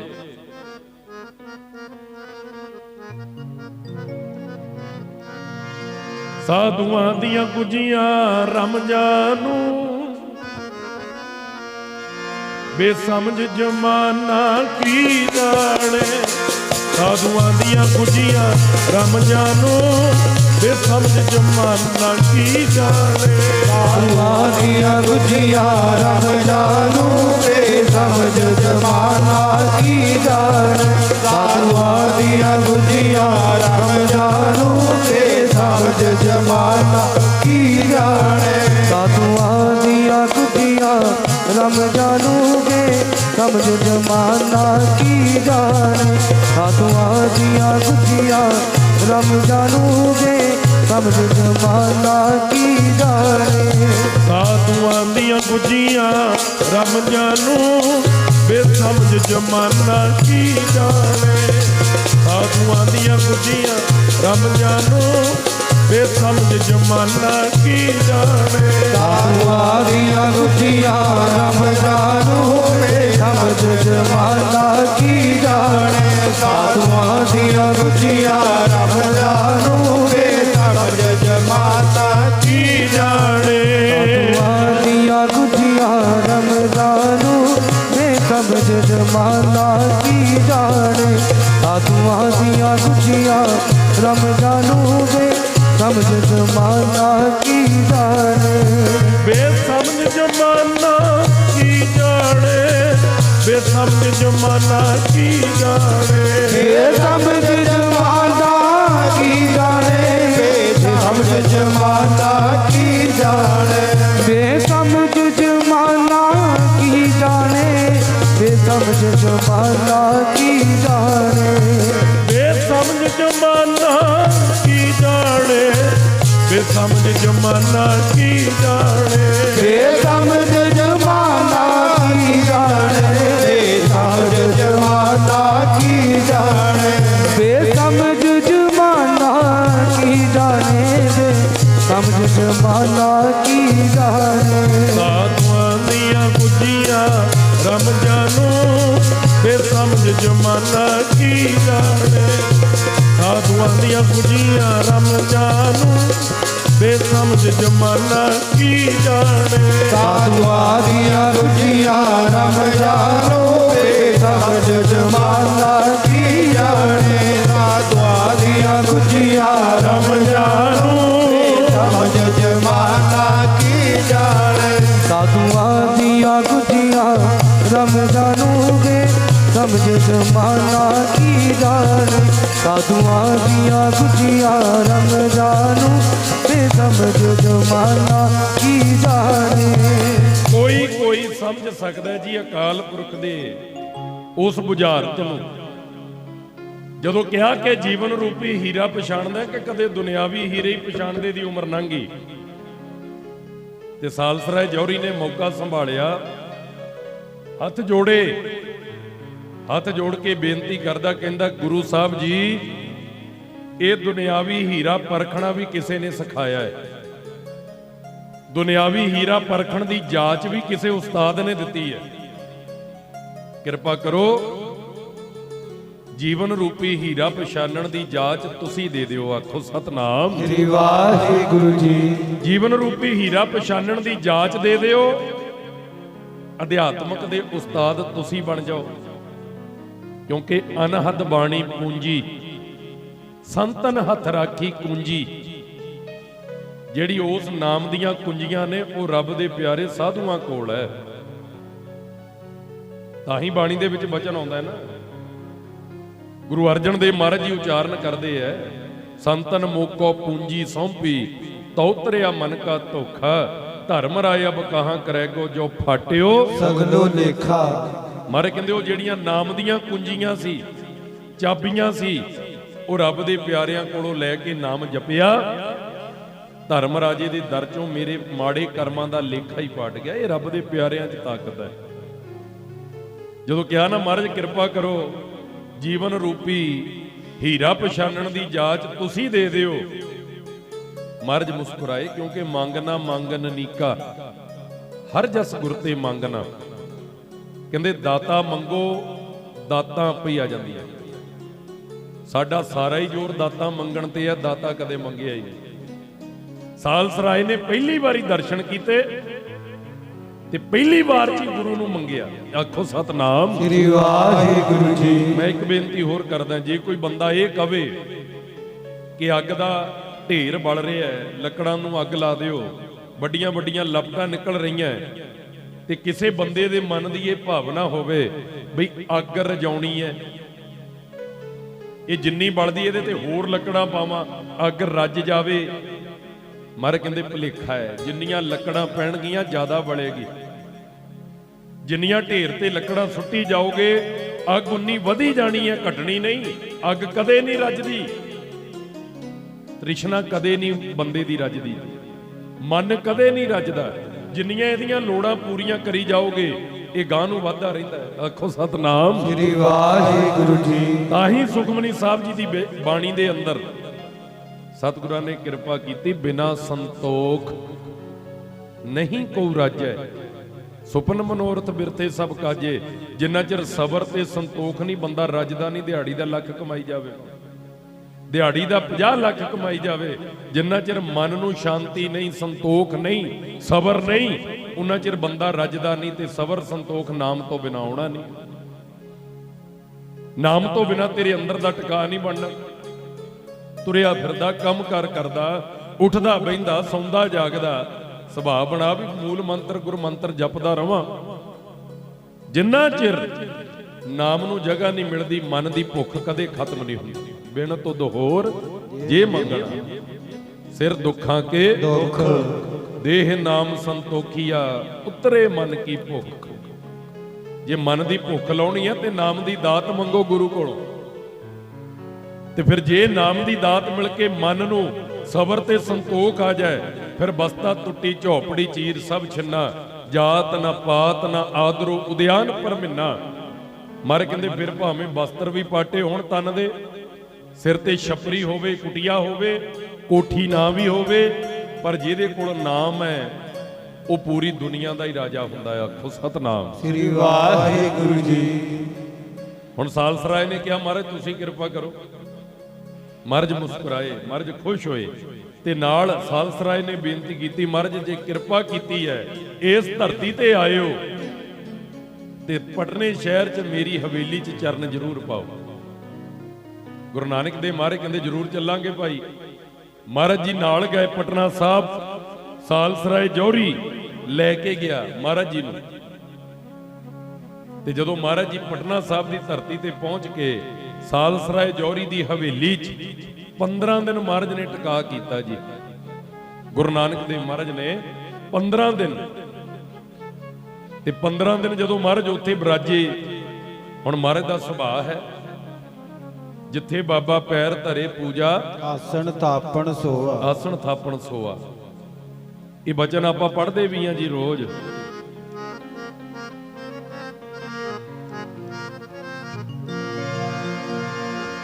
ਜਿੱਥੇ ਜਾਏ ਬਹੇ ਮੇਰਾ ਸਤਿਗੁਰੂ, ਜਿੱਥੇ ਜਾਏ ਬਹੇ ਮੇਰਾ ਸਤਿਗੁਰੂ, ਜਿੱਥੇ ਜਾਏ ਬਹੇ ਮੇਰਾ ਸਤਿਗੁਰੂ, ਜਿੱਥੇ ਜਾਏ ਬਹੇ ਮੇਰਾ ਸਤਿਗੁਰੂ, ਜਿੱਥੇ ਜਾਏ ਬਹੇ ਮੇਰਾ ਸਤਿਗੁਰੂ, ਜਿੱਥੇ ਜਾਏ ਬਹੇ ਮੇਰਾ ਸਤਿਗੁਰੂ, ਜਿੱਥੇ ਜਾਏ ਬਹੇ ਮੇਰਾ ਸਤਿਗੁਰੂ, ਜਿੱਥੇ ਜਾਏ ਬਹੇ ਮੇਰਾ ਸਤਿਗੁਰੂ, ਜਿੱਥੇ ਜਾਏ ਬਹੇ ਮੇਰਾ ਸਤਿਗੁਰੂ, ਜਿੱਥੇ ਜਾਏ ਬਹੇ ਮੇਰਾ ਸਤਿਗੁਰੂ, ਜਿੱਥੇ ਜਾਏ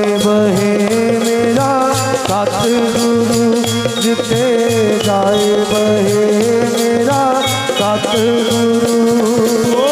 ਸਥਾਨ ਸੁਹਾਵਾ ਰਾਮ ਰਾਜੇ ਸੋ, ਸਥਾਨ ਸੁਹਾਵਾ ਰਾਮ ਰਾਜੇ ਸੋ, ਸਥਾਨ ਸੁਹਾਵਾ ਰਾਮ ਰਾਜੇ ਸੋ, ਸਥਾਨ ਸੁਹਾਵਾ ਰਾਮ ਰਾਜੇ ਸੋ, ਸਥਾਨ ਸੁਹਾਵਾ ਰਾਮ ਰਾਜੇ ਸੋ, ਸਥਾਨ ਸੁਹਾਵਾ ਰਾਮ ਰਾਜੇ ਸੋ, ਸਥਾਨ ਸੁਹਾਵਾ ਰਾਮ ਰਾਜੇ ਸੋ, ਸਥਾਨ ਸੁਹਾਵਾ ਰਾਮ ਰਾਜੇ ਸੋ, ਸਥਾਨ ਸੁਹਾਵਾ ਰਾਮ ਰਾਜੇ ਸੋ, ਸਥਾਨ ਸੁਹਾਵਾ ਰਾਮ ਰਾਜੇ ਸੋ, ਸਥਾਨ ਸੁਹਾਵਾ ਰਾਮ ਰਾਜੇ ਸੋ, ਸਥਾਨ ਸੁਹਾਵਾ ਰਾਮ ਰਾਜੇ। ਜਿੱਥੇ ਜਾਏ ਬਹੇ ਮੇਰਾ ਸਤਿਗੁਰੂ, ਜਿੱਥੇ ਜਾਏ ਬਹੇ ਮੇਰਾ ਸਤਿਗੁਰੂ, ਜਿੱਥੇ ਜਾਏ ਬਹੇ ਮੇਰਾ ਸਤਿਗੁਰੂ, ਜਿੱਥੇ ਜਾਏ ਬਹੇ ਮੇਰਾ ਸਤਿਗੁਰੂ, ਜਿੱਥੇ ਜਾਏ ਬਹੇ ਮੇਰਾ ਸਤਿਗੁਰੂ, ਜਿੱਥੇ ਜਾਏ ਬਹੇ ਮੇਰਾ ਸਤਿਗੁਰੂ, ਜਿੱਥੇ ਜਾਏ ਬਹੇ ਮੇਰਾ ਸਤਿਗੁਰੂ, ਸੋ ਥਾਨ ਸੁਹਾਵਾ ਰਾਮ ਰਾਜੇ। ਰਾਮ ਰਾਜੇ। ਜਿੱਥੇ ਵੀ ਜਾ ਕੇ ਗੁਰੂ ਜੀ ਬਿਰਾਜੇ ਉਹ ਥਾਂ ਸੋਹਣਾ ਲੱਗਣ ਲੱਗ ਜਾਂਦਾ ਜੀ। ਹੁਣ ਜਦੋਂ ਬੇਨਤੀ ਕੀਤੀ ਨਾ ਮਹਾਰਾਜ ਘਰ ਚੱਲੋ, ਮਹਾਰਾਜ ਗਏ। 15 ਦਿਨ ਸੱਚੇ ਪਾਤਸ਼ਾਹ ਪਟਨਾ ਸਾਹਿਬ ਰਹੇ ਗੁਰੂ ਨਾਨਕ ਦੇਵ ਸਾਹਿਬ। 2 ਟਾਈਮ ਸਤਸੰਗ ਹੁੰਦਾ ਰਿਹਾ ਜੀ। ਸਵੇਰੇ ਵੀ ਦੀਵਾਨ ਸਜਣਾ, ਸ਼ਾਮ ਵੀ ਦੀਵਾਨ ਸਜਣਾ। ਅੱਜ 10 ਜਾਣੇ ਨੇ, ਕੱਲ 20 ਆਏ, ਫਿਰ 50 ਆਏ, ਫਿਰ 100 ਆਇਆ। ਹੌਲੀ ਹੌਲੀ ਸਾਰਾ ਹੀ ਪਟਨਾ ਸਾਹਿਬ ਸਾਲਸਰਾਏ ਜੌਹਰੀ ਦੀ ਹਵੇਲੀ 'ਚ ਮਹਾਰਾਜ ਦੇ ਦਰਸ਼ਨ ਕਰਨ ਆਉਣ ਲੱਗਾ। ਤੇ 2 ਟਾਈਮ ਮਹਾਰਾਜ ਨੇ ਦੀਵਾਨ ਸਜਾਉਣਾ ਤੇ ਸਾਲਸਰਾਏ ਜੌਹਰੀ ਨੇ ਭੰਡਾਰੇ ਚਲਾਤੇ, ਲੰਗਰ ਚਲਾਤੇ। ਤੇ 15 ਦਿਨਾਂ ਬਾਅਦ ਜਦੋਂ ਗੁਰੂ ਨਾਨਕ ਦੇਵ ਮਹਾਰਾਜ ਨੇ ਬਚਨ ਕੀਤਾ, ਕਹਿੰਦੇ ਜੌਹਰੀਆ ਅੱਗੇ ਜਾਣਾ, ਸਾਨੂੰ ਆਗਿਆ ਦੇ। ਤੇ ਸਾਲਸਰਾਏ ਹੱਥ ਜੋੜ ਕੇ ਮਹਾਰਾਜ ਦੇ ਅੱਗੇ ਬੈਠ ਗਿਆ। ਪਾਤਸ਼ਾਹ ਜੀ ਤੁਸੀਂ ਹੋ ਤਾਂ ਪਟਨੇ 'ਚ ਰੌਣਕ ਹੈ, ਤੁਸੀਂ ਹੋ ਤੇ ਮੇਰੇ ਘਰ ਸੰਗਤ ਆਉਂਦੀ ਹੈ, ਤੁਸੀਂ ਹੋ ਪਟਨੇ ਦੀਆਂ ਗਲੀਆਂ 'ਚ ਰੌਣਕ ਹੈ, ਤੁਸੀਂ ਚਲੇ ਜਾਓਗੇ ਮੇਰੇ ਘਰ ਕਿਸੇ ਨੇ ਨਹੀਂ ਆਉਣਾ, ਤੁਸੀਂ ਚਲੇ ਜਾਓਗੇ ਪਟਨੇ 'ਚ ਰੌਣਕ ਨਹੀਂ ਰਹਿਣੀ, ਗਲੀਆਂ ਸੁੰਨੀਆਂ ਹੋ ਜਾਣੀਆਂ, ਕਿਰਪਾ ਕਰੋ ਕੁਝ ਦਿਨ ਹੋਰ ਰਹਿ ਜਾਓ। ਤੇ ਗੁਰੂ ਨਾਨਕ ਦੇਵ ਮਹਾਰਾਜ ਨੇ ਫਿਰ ਬੇਨਤੀ ਸੁਣੀ ਸੰਗਤ ਦੀ, ਜੌਹਰੀ ਦੀ, ਤੇ ਮਹਾਰਾਜ ਨੇ ਪਿਆਰ ਵਿੱਚ ਆ ਕੇ ਬਚਨ ਕੀਤਾ, ਕਹਿੰਦੇ ਹੁਣ ਤੇ ਜਾਣਾ ਪੈਣਾ, ਅਕਾਲ ਪੁਰਖ ਦਾ ਹੁਕਮ ਹੈ, ਪਰ ਜੌਹਰੀਆ ਤੇਰਾ ਤੇ ਤੇਰੇ ਪਟਨੇ ਦੀ ਸੰਗਤ ਦਾ ਪਿਆਰ ਦੇਖ ਕੇ ਤੇਰੇ ਨਾਲ ਇਹ ਬਚਨ ਹੈ ਕਿ 10ਵੇਂ ਜਾਮੇ 'ਚ ਅਵਤਾਰ ਤੇਰੇ ਕਰ ਲਵਾਂਗਾ। ਆਖੋ ਸਤਨਾਮ ਸ੍ਰੀ ਵਾਹਿਗੁਰੂ ਜੀ। ਤੇਰੀ ਇਸ ਹਵੇਲੀ 'ਚ ਜਨਮ ਲਵਾਂਗਾ। ਇਹ ਪਹਿਲੇ ਪਾਤਸ਼ਾਹ ਦਾ ਬਚਨ ਸੀ ਜੀ। ਆਖੋ ਸਤਨਾਮ ਸ੍ਰੀ ਵਾਹਿਗੁਰੂ ਜੀ। ਉਸੇ ਬਚਨ ਨੂੰ ਪੂਰਾ ਕਰਨ ਲਈ ਧੰਨ ਗੁਰੂ ਤੇਗ ਬਹਾਦਰ ਸਾਹਿਬ ਮਹਾਰਾਜ ਮਾਤਾ ਗੁਜਰੀ ਜੀ ਨੂੰ ਲੈ ਕੇ ਮਾਖੋਵਾਲ, ਜਿੱਥੇ ਚੱਕ ਨਾਨਕੀ ਪਿੰਡ ਵਸਾਇਆ, ਨਾਨਕੀ ਚੱਕ ਤੋਂ ਚੱਲ ਕੇ ਪਟਨੇ ਦੀ ਧਰਤੀ ਤੇ ਸਾਲਸਰਾਏ ਜੌਹਰੀ ਦੀ ਹਵੇਲੀ 'ਚ ਮਾਤਾ ਜੀ ਨੂੰ ਛੱਡਣ ਗਏ। ਆਖੋ ਸਤਨਾਮ ਸ੍ਰੀ ਵਾਹਿਗੁਰੂ ਜੀ। ਇਹ ਕਾਰਨ ਸੀ ਗੁਰੂ ਗੋਬਿੰਦ ਰਾਏ ਮਹਾਰਾਜ ਜੀ ਦਾ ਪਟਨਾ ਸਾਹਿਬ ਦੀ ਧਰਤੀ ਤੇ ਜਨਮ ਹੋਣ ਦਾ, ਪ੍ਰਕਾਸ਼ ਹੋਣ ਦਾ।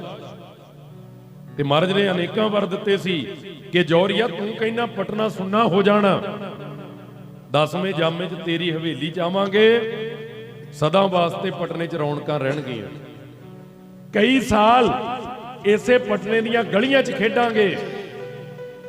ਤੇ ਤੂੰ ਕਹਿੰਦਾ ਮੇਰੀ ਹਵੇਲੀ ਨੂੰ ਕਿਹਨੇ ਆਉਣਾ ਹੈ?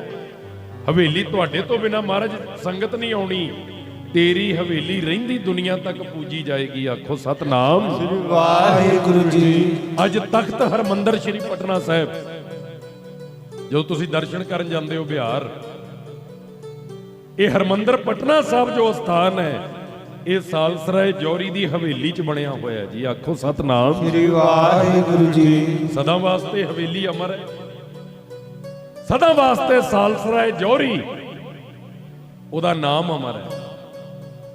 ਹੁਣ ਜਦੋਂ ਇਹ ਬਚਨ ਕੀਤਾ ਸੱਚੇ ਪਾਤਸ਼ਾਹ ਜੀ ਨੇ, ਗੁਰੂ ਨਾਨਕ ਦੇਵ ਮਹਾਰਾਜ ਚਲੇ ਗਏ, ਉਹ ਬਚਨ ਨੂੰ ਪੂਰਾ ਕਰਨ ਲਈ ਗੁਰੂ ਤੇਗ ਬਹਾਦਰ ਸਾਹਿਬ ਜੀ ਮਾਤਾ ਗੁਜਰੀ ਜੀ ਨੂੰ ਲੈ ਕੇ ਪਟਨਾ ਸਾਹਿਬ ਦੀ ਧਰਤੀ ਤੇ ਗਏ ਤੇ ਮਾਤਾ ਜੀ ਨੂੰ ਉੱਥੇ ਛੱਡ ਕੇ ਮਹਾਰਾਜ ਅੱਗੇ ਅਸਾਮ ਦੀ ਧਰਤੀ ਵੱਲ ਚਲੇ ਗਏ ਪ੍ਰਚਾਰ ਕਰਨ, ਗੁਰੂ ਤੇਗ ਬਹਾਦਰ ਸਾਹਿਬ। ਤੇ ਮਾਤਾ ਜੀ ਨੂੰ ਜਾਣ ਲੱਗਿਆਂ ਬਚਨ ਕੀਤੇ, ਘਰ ਵਿੱਚ ਪੁੱਤਰ ਆਵੇਗਾ, ਨਾਮ ਗੋਬਿੰਦ ਰਾਏ ਰੱਖਣਾ, ਨਾਮ ਗੋਬਿੰਦ ਰਾਏ ਰੱਖਣਾ ਹੈ, ਤੇ ਅਸਾਮ ਤੋਂ ਵਾਪਸੀ ਤੇ ਤੁਹਾਨੂੰ ਮਿਲ ਕੇ ਜਾਵਾਂਗੇ। ਮਹਾਰਾਜ ਜੀ ਨੇ ਬਚਨ ਕੀਤਾ। ਇਧਰ ਮਹਾਰਾਜ ਅਸਾਮ ਚਲੇ ਗਏ, ਇਧਰ ਕਿਰਪਾ ਹੋਈ ਮਾਤਾ ਗੁਜਰ ਕੌਰ ਜੀ ਤੇ ਦੁਸ਼ਟ ਦਮਨ ਜੀ ਦੀ ਆਤਮਾ ਜੋ ਹੇਮਕੁੰਡ ਸਾਹਿਬ ਜੀ ਦੀ ਧਰਤੀ ਤੇ ਭਗਤੀ ਕਰਦੀ ਹੈ, ਉਹ ਮਾਤਾ ਜੀ ਦੀ ਕੁੱਖ ਰਾਹੀਂ ਜਨਮ ਲੈ ਕੇ ਇਸ ਮਾਤ ਲੋਕ ਤੇ 1666 ਈਸਵੀ 1700 ਜੇ ਤੁਸੀਂ, ਮੈਂ ਇੱਥੇ ਬੇਨਤੀ ਅੱਗੇ ਵੀ ਬਹੁਤ ਵਾਰ ਆਪ ਜੀ ਨੂੰ ਕੀਤੀ ਹੈ, ਦੁਬਾਰਾ ਕਰਦੇ ਹਾਂ, ਈਸਵੀ ਤੇ ਬਿਕਰਮੀ ਦਾ ਆਪਸ ਵਿੱਚ 57 ਸਾਲ ਦਾ ਫਰਕ ਹੁੰਦਾ ਹੈ। ਜੇ ਕਿਤੇ ਇਤਿਹਾਸ ਲਿਖਿਆ ਨਾ 1666 ਈਸਵੀ, ਉਹਦੀ ਜੇ ਬਿਕਰਮੀ ਬਣਾਉਣੀ ਹੈ ਤੇ 57 ਸਾਲ ਜਮ੍ਹਾਂ ਕਰਨੇ ਪੈਣਗੇ। ਹੁਣ 2022 ਚੱਲਦਾ ਹੈ, 2022 ਇਹ ਈਸਵੀ ਹੈ, ਤੇ ਜੇ ਤੁਸੀਂ ਇਹਦੀ ਬਿਕਰਮੀ ਬਣਾਉਣੀ ਹੈ, ਇਹਦੇ ਚ 57 ਵਰੇ ਜਮ੍ਹਾਂ ਕਰਨੇ ਪੈਣਗੇ, ਤੇ ਬਿਕਰਮੀਆਂ 2079। ਆਖੋ ਸਤਨਾਮ ਸ੍ਰੀ ਵਾਹਿਗੁਰੂ ਜੀ।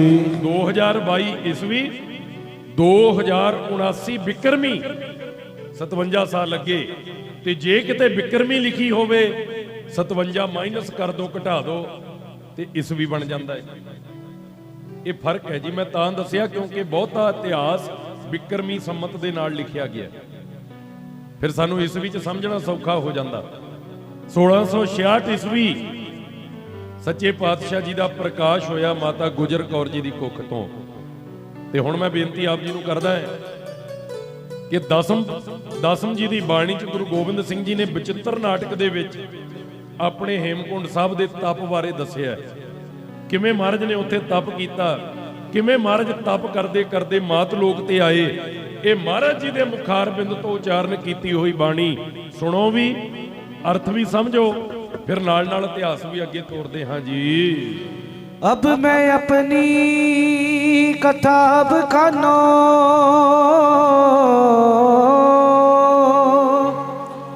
तप साधत जय बिद मोहे अनो। ਮਹਾਰਾਜ ਕਹਿੰਦੇ ਭਾਈ ਸੰਗਤੇ ਅਬ ਮੈਂ ਆਪਣੀ ਕਥਾ ਵਖਾਨੋ, ਹੁਣ ਮੈਂ ਤੁਹਾਨੂੰ ਆਪਣੀ ਕਥਾ ਸੁਣਾਉਣਾ ਹੈ ਕਿ ਹੇਮਕੁੰਡ ਦੇ ਪਰਬਤ ਤੇ ਤਪ ਕਰਦਿਆਂ ਪ੍ਰਮਾਤਮਾ ਇੱਥੇ ਕਿਵੇਂ ਲੈ ਕੇ ਆਇਆ। ਆਖੋ ਸਤਨਾਮ श्री वाहिगुरु जी। ਤਪ ਕਰਦੇ ਨੂੰ ਲਿਆਂਦਾ ਕਿਵੇਂ ਗੁਰਾਂ ਨੇ, ਕਥਾ ਮੈਂ ਸੁਣਾਵਾਂ ਆਪਣੀ, ਕਰਦੇ ਨੂੰ ਲਿਆਂਦਾ ਕਿਵੇਂ ਗੁਰਾਂ ਨੇ, ਕਥਾ ਮੈਂ ਸੁਣਾਵਾਂ ਆਪਣੀ। तप करते नूं लिआंदा किवें गुरां ने, कथा मैं सुणावा अपनी। तप करते नूं लिआंदा किवें गुरां ने, कथा मैं सुणावा अपनी। तप करते नूं लिआंदा किवें गुरां ने, कथा मैं सुणावा अपनी। तप करते नूं लिआंदा किवें गुरां ने, कथा मैं सुनावा अपनी। तप करते ਨੂੰ ਲਿਆਂਦਾ ਕਿਵੇਂ ਗੁਰਾਂ ਨੇ, ਕਥਾ ਮੈਂ ਸੁਣਾਵਾਂ ਆਪਣੀ। ਕਰਦੇ ਨੂੰ ਲਿਆਂਦਾ ਕਿਵੇਂ ਹਰੀ ਨੇ, ਕਥਾ ਮੈਂ ਸੁਣਾਵਾਂ ਆਪਣੀ। तप करते नूं लिआंदा किवें गुरां ने, कथा मैं सुनावा अपनी। तप करते नूं लिआंदा किवें हरी ने, कथा मैं सुनावा अपनी। तप करते नूं लिआंदा किवें गुरां ने, कथा मैं सुनावा अपनी। तप करते नूं लिआंदा किवें हरी ने, कथा मैं सुनावा अपनी। प्यारे जी कथा मैं सुनावां अपनी, प्यारे हो कथा मैं सुनावां अपनी। प्यारे जी कथा मैं सुनावा अपनी, प्यारे हो कथा मैं सुनावा अपनी।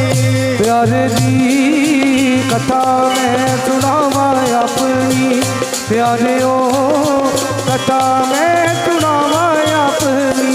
वाह वाह वाह वाह कथा मैं सुनावां अपनी, प्यारे जी कथा मैं सुनावां अपनी।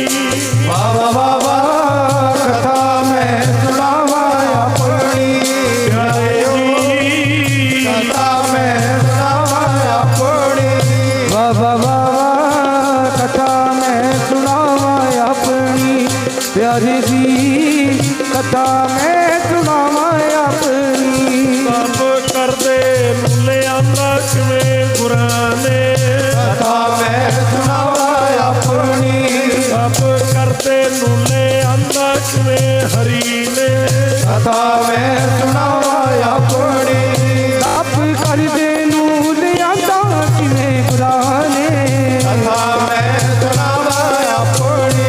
ओ तप करदे नूं लिआंदा किवें हरी ने, कथा मैं सुनावा अपनी। ਅਬ ਮੈਂ ਆਪਣੀ ਕਥਾ ਵਖਾਨੋ। ਮਹਾਰਾਜ ਕਹਿੰਦੇ ਆਪਣੀ ਕਥਾ ਤੁਹਾਨੂੰ ਬਖਿਆਨ ਕਰਾਂਗਾ, ਸੁਣਾਵਾਂਗਾ। ਤਪ ਸਾਧਤ ਜਹ ਬਿਦ ਮੋਹਿਆਨੋ, ਤਪ ਕਰਦੇ ਨੂੰ ਮੇਰਾ ਪਰਮਾਤਮਾ ਕਿਵੇਂ ਲੈ ਕੇ ਆਇਆ ਹੈ। हेमकुंट पर्वत है जहाँ,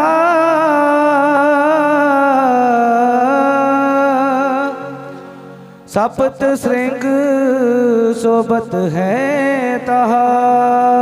ਹੁਣ ਮਹਾਰਾਜ ਉਸ ਜਗ੍ਹਾ ਦੀ ਨਿਸ਼ਾਨੀ ਦੱਸ ਰਹੇ ਨੇ ਜਿੱਥੇ ਤਪ ਕੀਤਾ ਹੈ। ਹੇਮਕੁੰਟ ਪਰਬਤ ਹੈ ਜਹਾਂ, ਕਹਿੰਦੇ ਉਹ ਪਰਬਤ ਜਿਹੜਾ ਬਰਫ਼ ਨਾਲ ਢਕਿਆ ਹੋਇਆ ਬੜਾ ਉੱਚਾ ਪਰਬਤ ਤੇ ਜਿੱਥੇ ਇੱਕ ਪਾਣੀ ਦਾ ਕੁੰਡ ਜਿਹਨੂੰ ਸਰੋਵਰ ਕਹਿੰਦੇ ਹੇਮ ਬਰਫ਼ ਨੂੰ ਕਹਿੰਦੇ ਆ। ਹੇਮਕੁੰਟ ਬਰਫ਼ ਦੀ ਢਕੀ ਹੋਈ ਪਹਾੜੀ ਜਿੱਥੇ ਇੱਕ ਜਲ ਦਾ ਕੁੰਡ ਹੈ, ਪਰਬਤ ਹੈ ਜਹਾਂ, ਜਿੱਥੇ ਉਹ ਪਰਬਤ ਹੈ ਅਸੀਂ ਤਪ ਕੀਤਾ ਹੈ। ਸਪਤ ਸ੍ਰਿੰਗ ਸੋਭਿਤ ਹੈ ਤਹਾਂ। ਉਸ ਸਾਡੀ ਤਪੋ ਭੂਮੀ ਦੇ ਆਲੇ ਦੁਆਲੇ 7 ਪਰਬਤ ਹੋਰ ਨੇ। ਸਪਤ ਸ੍ਰਿੰਗ ਤਹਿ ਨਾਮ ਕਹਾਵਾ,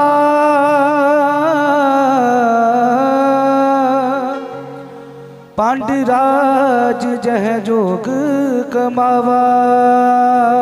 ਸਪਤ ਸ੍ਰਿੰਗ ਤਹਿ ਨਾਮ ਕਹਾਵਾਂ, ਪੰਡ ਰਾਜ ਜਹ ਜੋਗ ਕਮਾਵਾਂ। ਮਾਰੇ ਕਹਿੰਦੇ ਉਹ ਜਿਹੜੇ 7 ਪਰਬਤ ਨੇ, ਜਿਹੜੇ ਅੱਜ ਵੀ ਉਸ ਤਪ ਸਥਾਨ ਦੇ ਆਲੇ ਦੁਆਲੇ 7 ਪਰਬਤਾਂ ਦੇ ਰੂਪ ਵਿੱਚ ਸਾਡੇ ਤਪ ਸਥਾਨ ਦੀ ਰਾਖੀ ਕਰ ਰਹੇ ਨੇ। ਜਿਹੜੀ ਸੰਗਤ ਹੇਮਕੁੰਟ ਸਾਹਿਬ ਦਰਸ਼ਨ ਕਰਨ ਗਈ ਹੈ, ਬਹੁਤ ਘੱਟ ਇਹੋ ਜਿਹਾ ਸਮਾਂ ਹੁੰਦਾ ਜੀ ਮੌਸਮ ਸਾਫ਼ ਹੋਵੇ ਤੇ 7 ਨਿਸ਼ਾਨ ਸਾਹਿਬਾਂ ਦੇ ਦਰਸ਼ਨ ਹੋ ਜਾਣ। ਉਹ 7 ਪਰਬਤਾਂ ਦੇ ਉੱਤੇ ਨਿਸ਼ਾਨ ਸਾਹਿਬ ਝੁਲਾਏ ਜਾਂਦੇ ਆ ਹਰ ਸਾਲ। ਕਦੇ ਕਦੇ ਮੌਸਮ ਸਾਫ਼ ਹੋਵੇ ਤੇ 7 ਦੇ ਦਰਸ਼ਨ ਹੋ ਜਾਂਦੇ ਆ, ਨਹੀਂ ਤੇ ਨਹੀਂ। ਪਰ ਮਹਾਰਾਜ ਕਹਿੰਦੇ ਉਹ ਜਿਹੜੇ 7 ਪਰਬਤ ਨੇ ਉਹ ਆਮ ਪਰਬਤ ਨਹੀਂ।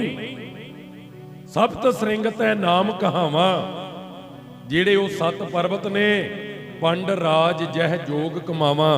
ਕਹਿੰਦੇ ਉਹ ਅੱਜ ਵੀ 7 ਰਿਸ਼ੀ ਪਰਬਤਾਂ ਦੇ ਰੂਪ ਵਿੱਚ ਬੈਠੇ ਚੌਂਕੜਾ ਮਾਰ ਕੇ ਤਪ ਕਰ ਰਹੇ ਨੇ, ਜੋਗ ਸਾਧਨਾ ਕਰ ਰਹੇ ਨੇ। ਤਹਿ ਹਮ ਅਧਿਕ ਤਪੱਸਿਆ ਸਾਧੀ, ਮਹਾਕਾਲ ਕਾਲ ਕਾ ਆਰਾਧੀ। ਤੇ ਉਸੇ ਜਗ੍ਹਾ ਤੇ ਮਹਾਰਾਜ ਕਹਿੰਦੇ ਤੈ ਹਮ ਅਧਿਕ ਤਪੱਸਿਆ ਸਾਧੀ। ਉਸ ਧਰਤੀ ਤੇ ਮੈਂ ਬਹੁਤ ਕਠਨ ਤਪ ਕੀਤਾ। ਤਹਿ ਦਾ ਅਰਥ ਹੁੰਦਾ ਉਸ ਜਗ੍ਹਾ। ਹਮ ਮੈਂ ਅਧਿਕ ਬਹੁਤ ਜ਼ਿਆਦਾ ਤਪੱਸਿਆ ਸਾਧੀ, 4 ਯੁੱਗ ਤਪ ਕੀਤਾ। ਆਖੋ ਸਤਨਾਮ ਸ੍ਰੀ ਵਾਹਿਗੁਰੂ ਜੀ। ਮਹਾਕਾਲ ਕਾਲ ਕਾ ਆਰਾਧੀ। ਇਸ ਗੱਲ ਨੂੰ ਬੜੇ ਪਿਆਰ ਨਾਲ ਸਮਝਿਓ, ਕਾਲੀ ਮਾਤਾ ਨਾਲ ਜੋੜ ਦਿੰਦੇ ਨੇ ਗੱਲ ਵੀ ਮਹਾਰਾਜ ਨੇ ਤਾਂ ਉਚਾਰਿਆ ਵੀ ਮੈਂ ਕਾਲੀ ਮਾਤਾ ਦੇ ਦਰਸ਼ਨ ਕੀਤੇ, ਮੈਂ ਕਾਲੀ ਮਾਤਾ ਦੀ ਆਰਾਧਨਾ ਕੀਤੀ ਹੈ। ਨਹੀਂ, ਮਹਾਰਾਜ ਕਹਿੰਦੇ ਮਹਾਕਾਲ। ਪਹਿਲਾ ਸ਼ਬਦ ਵੇਖੋ ਕੀ ਹੈ, ਮਹਾਕਾਲ। ਮਹਾਕਾਲ ਕੌਣ ਹੈ? ਪਰਮਾਤਮਾ। ਆਖੋ ਸਤਨਾਮ ਸ੍ਰੀ ਵਾਹਿਗੁਰੂ ਜੀ। ਪਰਮਾਤਮਾ ਨੂੰ ਮਹਾਕਾਲ ਕਿਉਂ ਕਿਹਾ ਜਾਂਦਾ ਹੈ? ਕਿਉਂਕਿ ਕਾਲ ਵੀ ਉਹਦੇ ਤੋਂ ਡਰਦਾ ਹੈ, ਮੌਤ ਵੀ ਉਹਦੇ ਤੋਂ ਡਰਦੀ ਹੈ। ਮਹਾਕਾਲ ਕਾਲ ਕਾ ਆਰਾਧੀ। ਮਰ ਕਹਿੰਦੇ ਕਾਲ ਦਾ ਵੀ ਕਾਲ, ਮਹਾਕਾਲ ਜਿਹਦੀ ਮੈਂ ਉਸ ਧਰਤੀ ਤੇ ਆਰਾਧਨਾ ਕੀਤੀ ਹੈ। ਇਹ ਬਿਦ ਕਰਤ ਤਪੱਸਿਆ ਭਇਓ,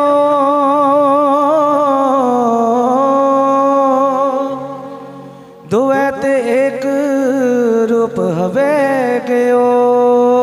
ਮਹਾਰਾਜ ਕਹਿੰਦੇ ਇਸ ਵਿਧੀ ਨਾਲ ਤਪ ਕੀਤਾ, ਇਹ ਬਿਦ ਕਰਤ ਤਪੱਸਿਆ ਭਇਓ। ਏਦਾਂ ਵਿਧੀ ਨਾਲ ਤਪੱਸਿਆ ਕਰਦਿਆਂ ਕਰਦਿਆਂ ਕਰਦਿਆਂ ਕਰਦਿਆਂ ਅਵਸਥਾ ਕੀ ਬਣ ਗਈ? ਦੁਵੈ ਤੇ ਏਕ ਰੂਪ ਹਵੈ ਗਏ। ਮੈਂ ਤੇ ਮੇਰਾ ਪ੍ਰਮਾਤਮਾ, ਅਸੀਂ 2 ਨਹੀਂ ਰਹੇ, ਫਿਰ ਇੱਕੋ ਹੀ ਬਣ ਗਏ। ਆਖੋ ਸਤਨਾਮ ਸ੍ਰੀ ਵਾਹਿਗੁਰੂ ਜੀ।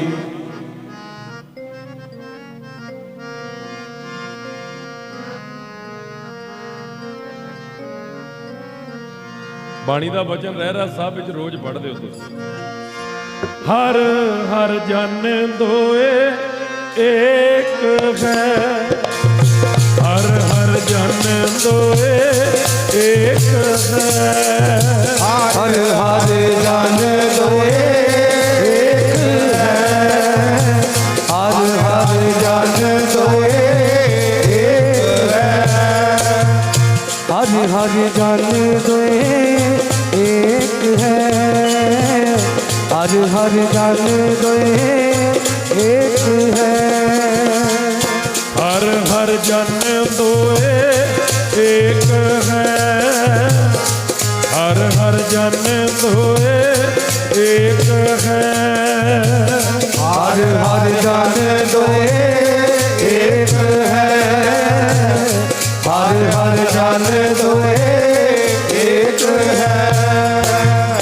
ਹਰ ਹਰ ਜਨ ਦੋਏ ਏਕ ਹੈ, ਹਰ ਹਰ ਜਨ ਦੋਏ ਏਕ ਹੈ। ਵਿਪ ਵਿਚਾਰ ਕਛ ਨਾਹੀ, ਵਿਪ ਵਿਚਾਰ ਕਛ ਨਾਹੀ, ਵਿਪ ਵਿਚਾਰ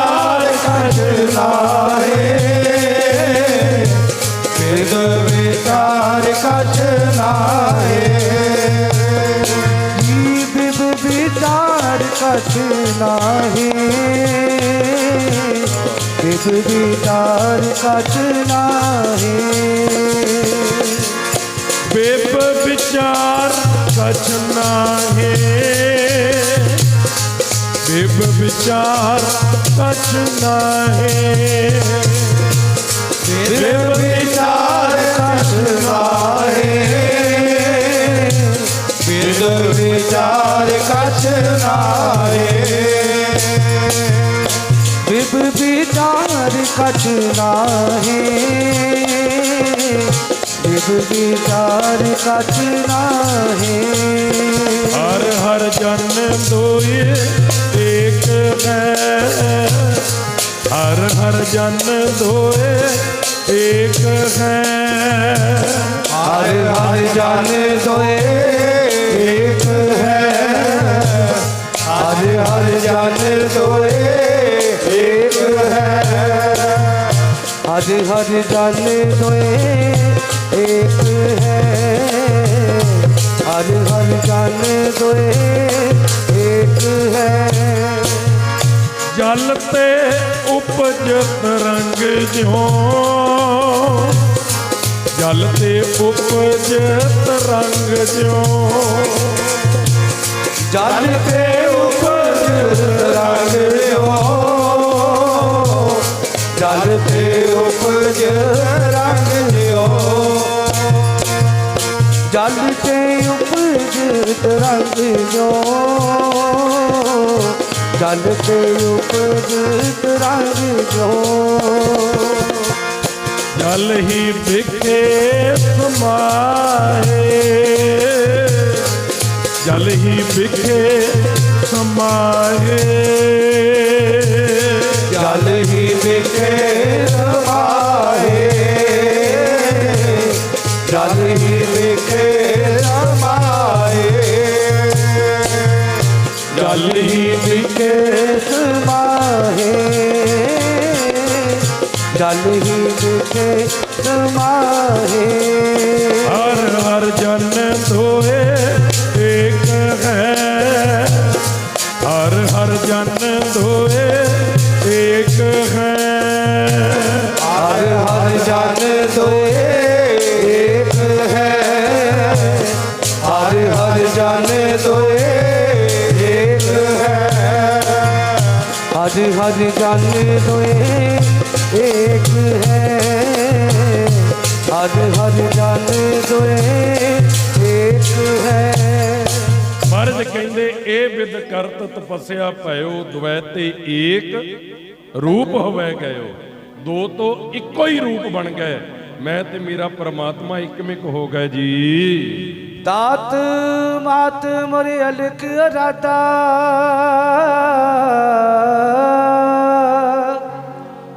ਬਹੁ ਵਿਦ ਜੋਗ ਸਾਧਨਾ ਸਦਾ ਹੁਣ ਇੱਥੇ ਮਹਾਰਾਜ ਨੇ ਜ਼ਿਕਰ ਕੀਤਾ ਆਪਣੇ ਮਾਤਾ ਪਿਤਾ ਦੀ ਬੰਦਗੀ ਦਾ ਤਾਤ ਮਾਤ ਮੁਰ ਅਲਖ ਅਰਾਧਾ ਬਹੁ ਵਿਦ ਜੋਗ ਸਾਧਨਾ ਸਦਾ ਕਹਿੰਦੇ ਮੇਰੇ ਮਾਤਾ ਤੇ ਮੇਰੇ ਪਿਤਾ ਨੇ ਬੜਾ ਕਠਨ ਤਪ ਕੀਤਾ ਹੈ ਆਪਾਂ ਨੂੰ ਸਾਰਿਆਂ ਨੂੰ ਪਤਾ ਹੈ ਬਾਬਾ ਬਕਾਲਾ ਸਾਹਿਬ ਜੀ ਦੀ ਧਰਤੀ 26 ਸਾਲ 9 ਮਹੀਨੇ 13 ਦਿਨ 13 ਘੜੀਆਂ ਦੀ ਬੰਦਗੀ ਮਾਤਾ ਜੀ ਤੇ ਗੁਰੂ ਸਾਹਿਬ ਨੇ ਕੀਤੀ ਗੁਰੂ ਸਾਹਿਬ ਭੋਰੇ 'ਚ ਬਹਿ ਕੇ ਤਪ ਕਰਦੇ ਐ ਮਾਤਾ ਜੀ ਭੋਰੇ ਦੇ ਬਾਹਰ ਦਰਵਾਜ਼ੇ ਅੱਗੇ ਖੜ ਕੇ ਪਹਿਰਾ ਦੇ ਕੇ ਬੰਦਗੀ ਕਰਦੇ ਨਾਲ ਨਾਲ ਨਾਮ ਜਪਦੇ ਐ ਤਾਤ ਮਾਤ ਮੁਰ ਅਲਖ ਅਰਾਧਾ ਬਹੁ ਵਿਦ ਜੋਗ ਸਾਧਨਾ ਸਾਧਾ ਮੇਰੇ ਮਾਤਾ ਤੇ ਮੇਰੇ ਪਿਤਾ ਨੇ ਉਸ ਅਕਾਲ ਪੁਰਖ ਦੀ ਸਾਧਨਾ ਤੇ ਜਪ ਤਪ ਕੀਤਾ ਹੈ ਤੇ ਬਹੁਤ ਜ਼ਿਆਦਾ ਕੀਤਾ ਹੈ ਦਿਨ ਜੋ ਕਰੀ ਲਖ ਕੀ ਸੇਵਾ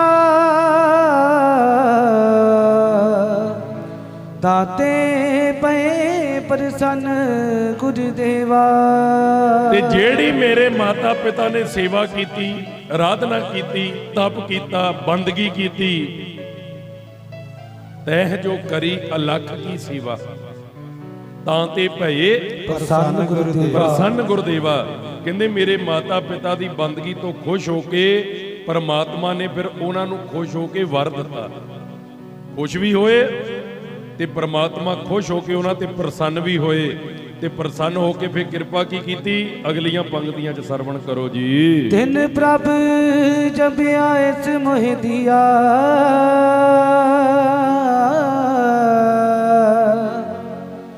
तब हम जन्म कलू मह लिया। ਮਹਾਰਾਜ ਕਹਿੰਦੇ ਉਸ ਮਾਂ ਪੇ ਦੀ ਭਗਤੀ ਦੇਖ ਕੇ ਅਕਾਲ ਪੁਰਖ ਨੇ ਕਿਹਾ ਕਿ ਜੇ ਮਾਤਾ ਪਿਤਾ ਦੀ ਇੰਨੀ ਬੰਦਗੀ ਹੈ, ਉਹਨਾਂ ਦੇ ਘਰ ਜਿਹੜੀ ਔਲਾਦ ਹੋਵੇਗੀ ਉਹ ਵੀ ਬੰਦਗੀ ਵਾਲੀ ਹੋਵੇਗੀ। ਆਖੋ ਸਤਨਾਮ ਸ੍ਰੀ ਵਾਹਿਗੁਰੂ ਜੀ। ਜਿੰਨਾ ਤਪ ਮਾਂ ਪੇ ਦਾ, ਉੱਤੇ ਹੀ ਤਪ ਵਾਲੀ ਰੂਹ ਚਾਹੀਦੀ ਸੀ ਜਿਹੜੀ ਉਹਨਾਂ ਦੇ ਘਰ ਜਾਣੀ ਸੀ, ਤੇ ਉਸ ਮਾਂ ਪੇ ਦੇ ਤਪ ਦੇ ਬਰਾਬਰ ਕੋਈ ਰੂਹ ਹੀ ਹੈ ਨਹੀਂ ਸੀ। ਆਖੋ ਸਤਨਾਮ ਸ੍ਰੀ ਵਾਹਿਗੁਰੂ ਜੀ। ਫਿਰ ਕਹਿੰਦੇ ਪ੍ਰਮਾਤਮਾ ਨੇ ਮੈਨੂੰ ਹੁਕਮ ਲਾਇਆ ਕਿ ਦੁਸ਼ਟ ਦਮਨ ਜੀ, ਤੁਸੀਂ ਮਾਤਾ ਗੁਜਰੀ ਜੀ ਦੀ ਕੁੱਖ ਤੋਂ ਜਨਮ ਲੈ ਕੇ ਮਾਤ ਲੋਕ ਤੇ ਜਾਣਾ ਹੈ। ਜਦੋਂ ਇਹ ਹੁਕਮ ਕੀਤਾ, ਮਹਾਰਾਜ ਕਹਿੰਦੇ ਮੇਰਾ ਜੀ ਨਹੀਂ ਸੀ ਕਰਦਾ। ਕਿਉਂ? ਅੱਗੇ ਸਰਵਣ ਕਰੋ ਜੀ। जितना भयो हमरो आवन कह, चुपी रही सुरत प्रभ चरणन में। ਮੇਰਾ ਕਹਿੰਦੇ ਜੀ ਨਹੀਂ ਸੀ ਕਰਦਾ ਮਾਤ ਲੋਕ ਤੇ ਆਉਣ ਨੂੰ। ਮੈਂ ਆਪ ਜੀ ਨੂੰ ਬੇਨਤੀ ਕਰਾਂ, ਸ਼੍ਰੀ ਹੇਮਕੁੰਟ ਸਾਹਿਬ ਜੀ ਦੀ ਧਰਤੀ ਜੂਨ ਦੇ ਵਿੱਚ ਜਦੋਂ ਯਾਤਰਾ ਆਰੰਭ ਹੁੰਦੀ ਹੈ, ਅਕਤੂਬਰ ਤੱਕ ਯਾਤਰਾ ਚੱਲਦੀ ਹੈ, ਤੇ ਸ਼੍ਰੀ ਹੇਮਕੁੰਟ ਸਾਹਿਬ ਪੰਜਾਬ ਦੀ ਧਰਤੀ ਤੋਂ ਜੇ ਤੁਸੀਂ ਦੇਖੋ ਤੇ 45,000 ਫੁੱਟ ਉੱਚਾ ਹੈ, 15,000 ਮੀਟਰ ਦੀ ਉਚਾਈ ਹੈ, ਜਿੰਨਾ ਕੁ ਉੱਚਾ ਜਹਾਜ਼ ਉੱਡਦਾ ਹੈ ਜੀ। ਆਖੋ ਸਤਨਾਮ ਸ੍ਰੀ ਵਾਹਿਗੁਰੂ ਜੀ। ਪੰਜਾਬ ਤੋਂ ਇੰਨਾ ਲੈਵਲ ਉੱਚਾ ਹੈ ਉਸ ਧਰਤੀ ਦਾ, ਉੱਥੇ ਆਕਸੀਜਨ ਘਟ ਜਾਂਦੀ ਹੈ, ਕਈ ਵਾਰੀ ਸਾਹ ਦੀ ਪ੍ਰੋਬਲਮ ਕਈਆਂ ਸੰਗਤਾਂ ਨੂੰ ਆ ਜਾਂਦੀ ਹੈ, ਰਾਤ ਉੱਥੇ ਰਹਿਣ ਨਹੀਂ ਦਿੱਤਾ ਜਾਂਦਾ। ਇੱਕ ਅੰਮ੍ਰਿਤ ਵੇਲੇ 10 ਵਜੇ ਸਵੇਰ ਨੂੰ ਅਰਦਾਸ ਹੁੰਦੀ ਹੈ ਸੰਗਤ ਲਈ, ਇੱਕ 12 ਵਜੇ ਹੁੰਦੀ ਹੈ, ਦੁਪਹਿਰ ਇੱਕ 2 ਵਜੇ ਹੁੰਦੀ ਹੈ, ਜੇ ਮੌਸਮ ਸਾਫ਼ ਹੋਵੇ ਤੇ ਸ਼ਾਮ ਨੂੰ 4 ਵਜੇ ਹੁੰਦੀ ਹੈ, ਨਹੀਂ ਤੇ 2 ਵਜੇ ਤੋਂ ਬਾਅਦ ਕਵਾੜ ਬੰਦ ਹੋ ਜਾਂਦਾ। ਨਾ ਤੁਸੀਂ ਉੱਥੇ ਰਹਿ ਸਕਦੇ ਹੋ, ਨਾ ਤੁਸੀਂ ਰੁਕ ਸਕਦੇ ਹੋ, ਦਰਸ਼ਨ ਕਰਕੇ ਵਾਪਸ ਆਉਣਾ ਪੈਂਦਾ ਹੈ। ਜਿਹੜੇ ਪ੍ਰਬੰਧਕ ਰਹਿੰਦੇ ਨੇ 5 ਮਹੀਨੇ, ਉਹ ਪੂਰਾ ਪ੍ਰਬੰਧ ਕਰਕੇ ਰਹਿੰਦੇ ਆਕਸੀਜਨ ਵਗੈਰਾ ਦਾ। ਤੇ ਹੁਣ ਸਵਾਲ ਇਹ ਵੀ ਖੜਦਾ ਹੈ ਵੀ ਮਹਾਰਾਜ 4 ਯੁੱਗ ਕਿਵੇਂ ਬਿਰਾਜਮਾਨ ਰਹੇ। ਆਖੋ ਸਤਨਾਮ ਸ੍ਰੀ ਵਾਹਿਗੁਰੂ ਜੀ। ਹੁਣ ਤੁਸੀਂ ਜਾ ਨਹੀਂ ਸਕਦੇ, ਰਸਤੇ ਬੰਦ ਨੇ, ਬਰਫ਼ ਪੈ ਜਾਂਦੀ ਹੈ, ਤੇ ਭਾਈ ਉਦੋਂ 4 ਯੁੱਗ ਫੇ ਮਹਾਰਾਜ ਕਿਵੇਂ ਬਿਰਾਜਮਾਨ ਰਹੇ? ਉਹਨਾਂ ਨੂੰ ਠੰਡ ਨਾ ਲੱਗੀ, ਉਹਨਾਂ ਨੂੰ ਬਰਫ਼ ਨੇ ਅਸਰ ਨਾ ਕੀਤਾ, ਉਹਨਾਂ ਨੂੰ ਭੁੱਖ ਨਾ ਲੱਗੀ। ਇਹ ਵੀ ਬੁਝਾਰਤ ਹੈ। ਹੁਣ ਮੇਰੇ ਵਰਗਾ ਇਹ ਤਾਂ ਕਹਿ ਦਿੰਦਾ ਹੈ ਵੀ 4 ਯੁੱਗ ਮਹਾਰਾਜ ਨੇ ਤਪ ਕੀਤਾ ਹੈ, ਪਰ ਜੇ ਕੋਈ ਸਵਾਲ ਕਰੇ ਭਾਈ ਭੁੱਖ ਨਹੀਂ ਲੱਗੀ, ਠੰਡ ਦਾ ਅਸਰ ਨਹੀਂ ਹੋਇਆ, ਮਹਾਰਾਜ ਕਿਵੇਂ ਬਰਫ਼ 'ਚ ਰਹੇ, ਕਿਵੇਂ ਮਹਾਰਾਜ ਨੇ ਉੱਥੇ ਪ੍ਰਸ਼ਾਦਾ ਪਾਣੀ ਛਕਿਆ? ਕੌਣ ਸਨ ਜਿਹੜੇ ਹੇਮਕੁੰਟ ਸਾਹਿਬ ਆ ਕੇ ਬਰਾਜੇ? ਆਖੋ ਸਤਨਾਮ ਸ੍ਰੀ ਵਾਹਿਗੁਰੂ ਜੀ। ਤੇ 100 ਚੋਂ ਤੁਹਾਨੂੰ 2 ਜਾਣੇ ਦੱਸਣਗੇ ਜਿਹੜੇ ਇਤਿਹਾਸ ਦੇ ਖੋਜਕਾਰ ਨੇ, ਬਹੁਤਾਤ ਪਤਾ ਹੀ ਨਹੀਂ। ਇੰਨਾ ਕਹਿ ਕੇ ਅਸੀਂ ਅੱਗੇ ਨਿਕਲ ਜਾਂਦੇ ਵੀ 4 ਯੁੱਗ ਮਹਾਰਾਜ ਨੇ ਤਪ ਕੀਤਾ ਹੈ ਜੀ। ਹੁਣ ਮਹਾਰਾਜ ਕਹਿੰਦੇ ਮੇਰਾ ਜੀ ਨਹੀਂ ਸੀ ਕਰਦਾ ਉਹਨੂੰ। ਚਿਤਨਾ ਭੈਓ ਹਮਰੋ ਆਵਨ ਕਹਿ, ਚੁਬੀ ਰਹੀ ਸੁਤ ਪ੍ਰਭ ਚਰਨਨ ਮੈਂ। ਮੇਰੀ ਸੁਰਤ ਪ੍ਰਮਾਤਮਾ ਦੇ ਚਰਨਾਂ 'ਚ ਇੱਕਮਿਕ ਸੀ, ਉਹ ਰੰਗ ਛੱਡ ਕੇ ਦੁਨੀਆ ਤੇ ਆਉਣ ਨੂੰ ਜੀ ਨਹੀਂ ਸੀ ਕਰਦਾ। ਫਿਰ ਆਉਣਾ ਕਿਉਂ ਪਿਆ? ਕਿਉਂਕਿ ਅਕਾਲ ਪੁਰਖ ਨੇ ਹੁਕਮ ਕੀਤਾ, ਮੈਂ ਆਪਣਾ ਸੁੱਤ ਤੋਹੇ ਨਿਵਾਜਾ। ਦੁਸ਼ਟ ਦਮਨ ਜੀ, ਤੁਹਾਨੂੰ ਮੈਂ ਆਪਣਾ ਪੁੱਤ ਬਣਾ ਕੇ ਭੇਜ ਰਿਹਾ। ਮਤ ਜਾਣੋ ਤੁਸੀਂ ਦੁਨੀਆ ਤੇ ਜਾ ਕੇ ਮੇਰੇ ਤੋਂ ਦੂਰ ਹੋ ਜਾਓਗੇ। ਮੈਂ ਆਪਣਾ ਸੁੱਤ ਤੋਹੇ ਨਿਵਾਜਾ। ਤੇ ਭੇਜ ਕਿਉਂ ਰਿਹਾ? ਪੰਥ ਪਰਚੁਰ ਕਰਬੇ ਕੋ ਸਾਜਾ, ਇੱਕ ਨਵੇਂ ਪੰਥ ਦੀ ਸਿਰਜਣਾ ਲਈ। ਆਖੋ ਸਤਨਾਮ ਸ੍ਰੀ ਵਾਹਿਗੁਰੂ ਜੀ। ਜਾ ਕੇ ਪੰਥ ਦੀ ਸਿਰਜਣਾ ਕਰ। ਤੇ ਉਸ ਵੇਲੇ ਫਿਰ ਮਹਾਰਾਜ ਨੇ ਇਹ ਦਸਮ ਜੀ ਦੀ ਪਾਵਨ ਬਾਣੀ 'ਚ ਬਚਨ ਆਉਂਦੇ ਨੇ, ਰਹਿਰਾਸ ਸਾਹਿਬ ਵਿੱਚ ਵੀ ਪੜ੍ਹੇ ਜਾਂਦੇ ਆ। ਗੁਰੂ ਗੋਬਿੰਦ ਸਿੰਘ ਮਹਾਰਾਜ ਨੇ ਦੁਸ਼ਟ ਦਮਨ ਜੀ ਦੇ ਰੂਪ 'ਚ ਅਕਾਲ ਪੁਰਖ ਨੂੰ ਕਿਹਾ, ਪਾਤਸ਼ਾਹ ਤੁਸੀਂ ਕਹਿੰਦੇ ਹੋ ਪੰਥ ਚਲਾਉਣ ਭੇਜਣਾ ਹੈ, ਪਰ ਮੇਰੀ ਬੇਨਤੀ ਹੈ ਠਾੜ ਪਇਓ ਮੈਂ ਜੋਰ ਕਰ, ਠਾੜ ਪਇਓ ਮੈਂ ਜੋਰ ਕਰ, ਠਾੜ ਪਇਓ ਮੈਂ ਜੋਰ ਕਰ, ਠਾੜ ਪਇਓ ਮੈਂ ਜੋਰ ਕਰ, ਠਾੜ ਪਇਓ ਮੈਂ ਜੋਰ ਕਰ, ਠਾੜ ਪਇਓ ਮੈਂ ਜੋਰ ਕਰ।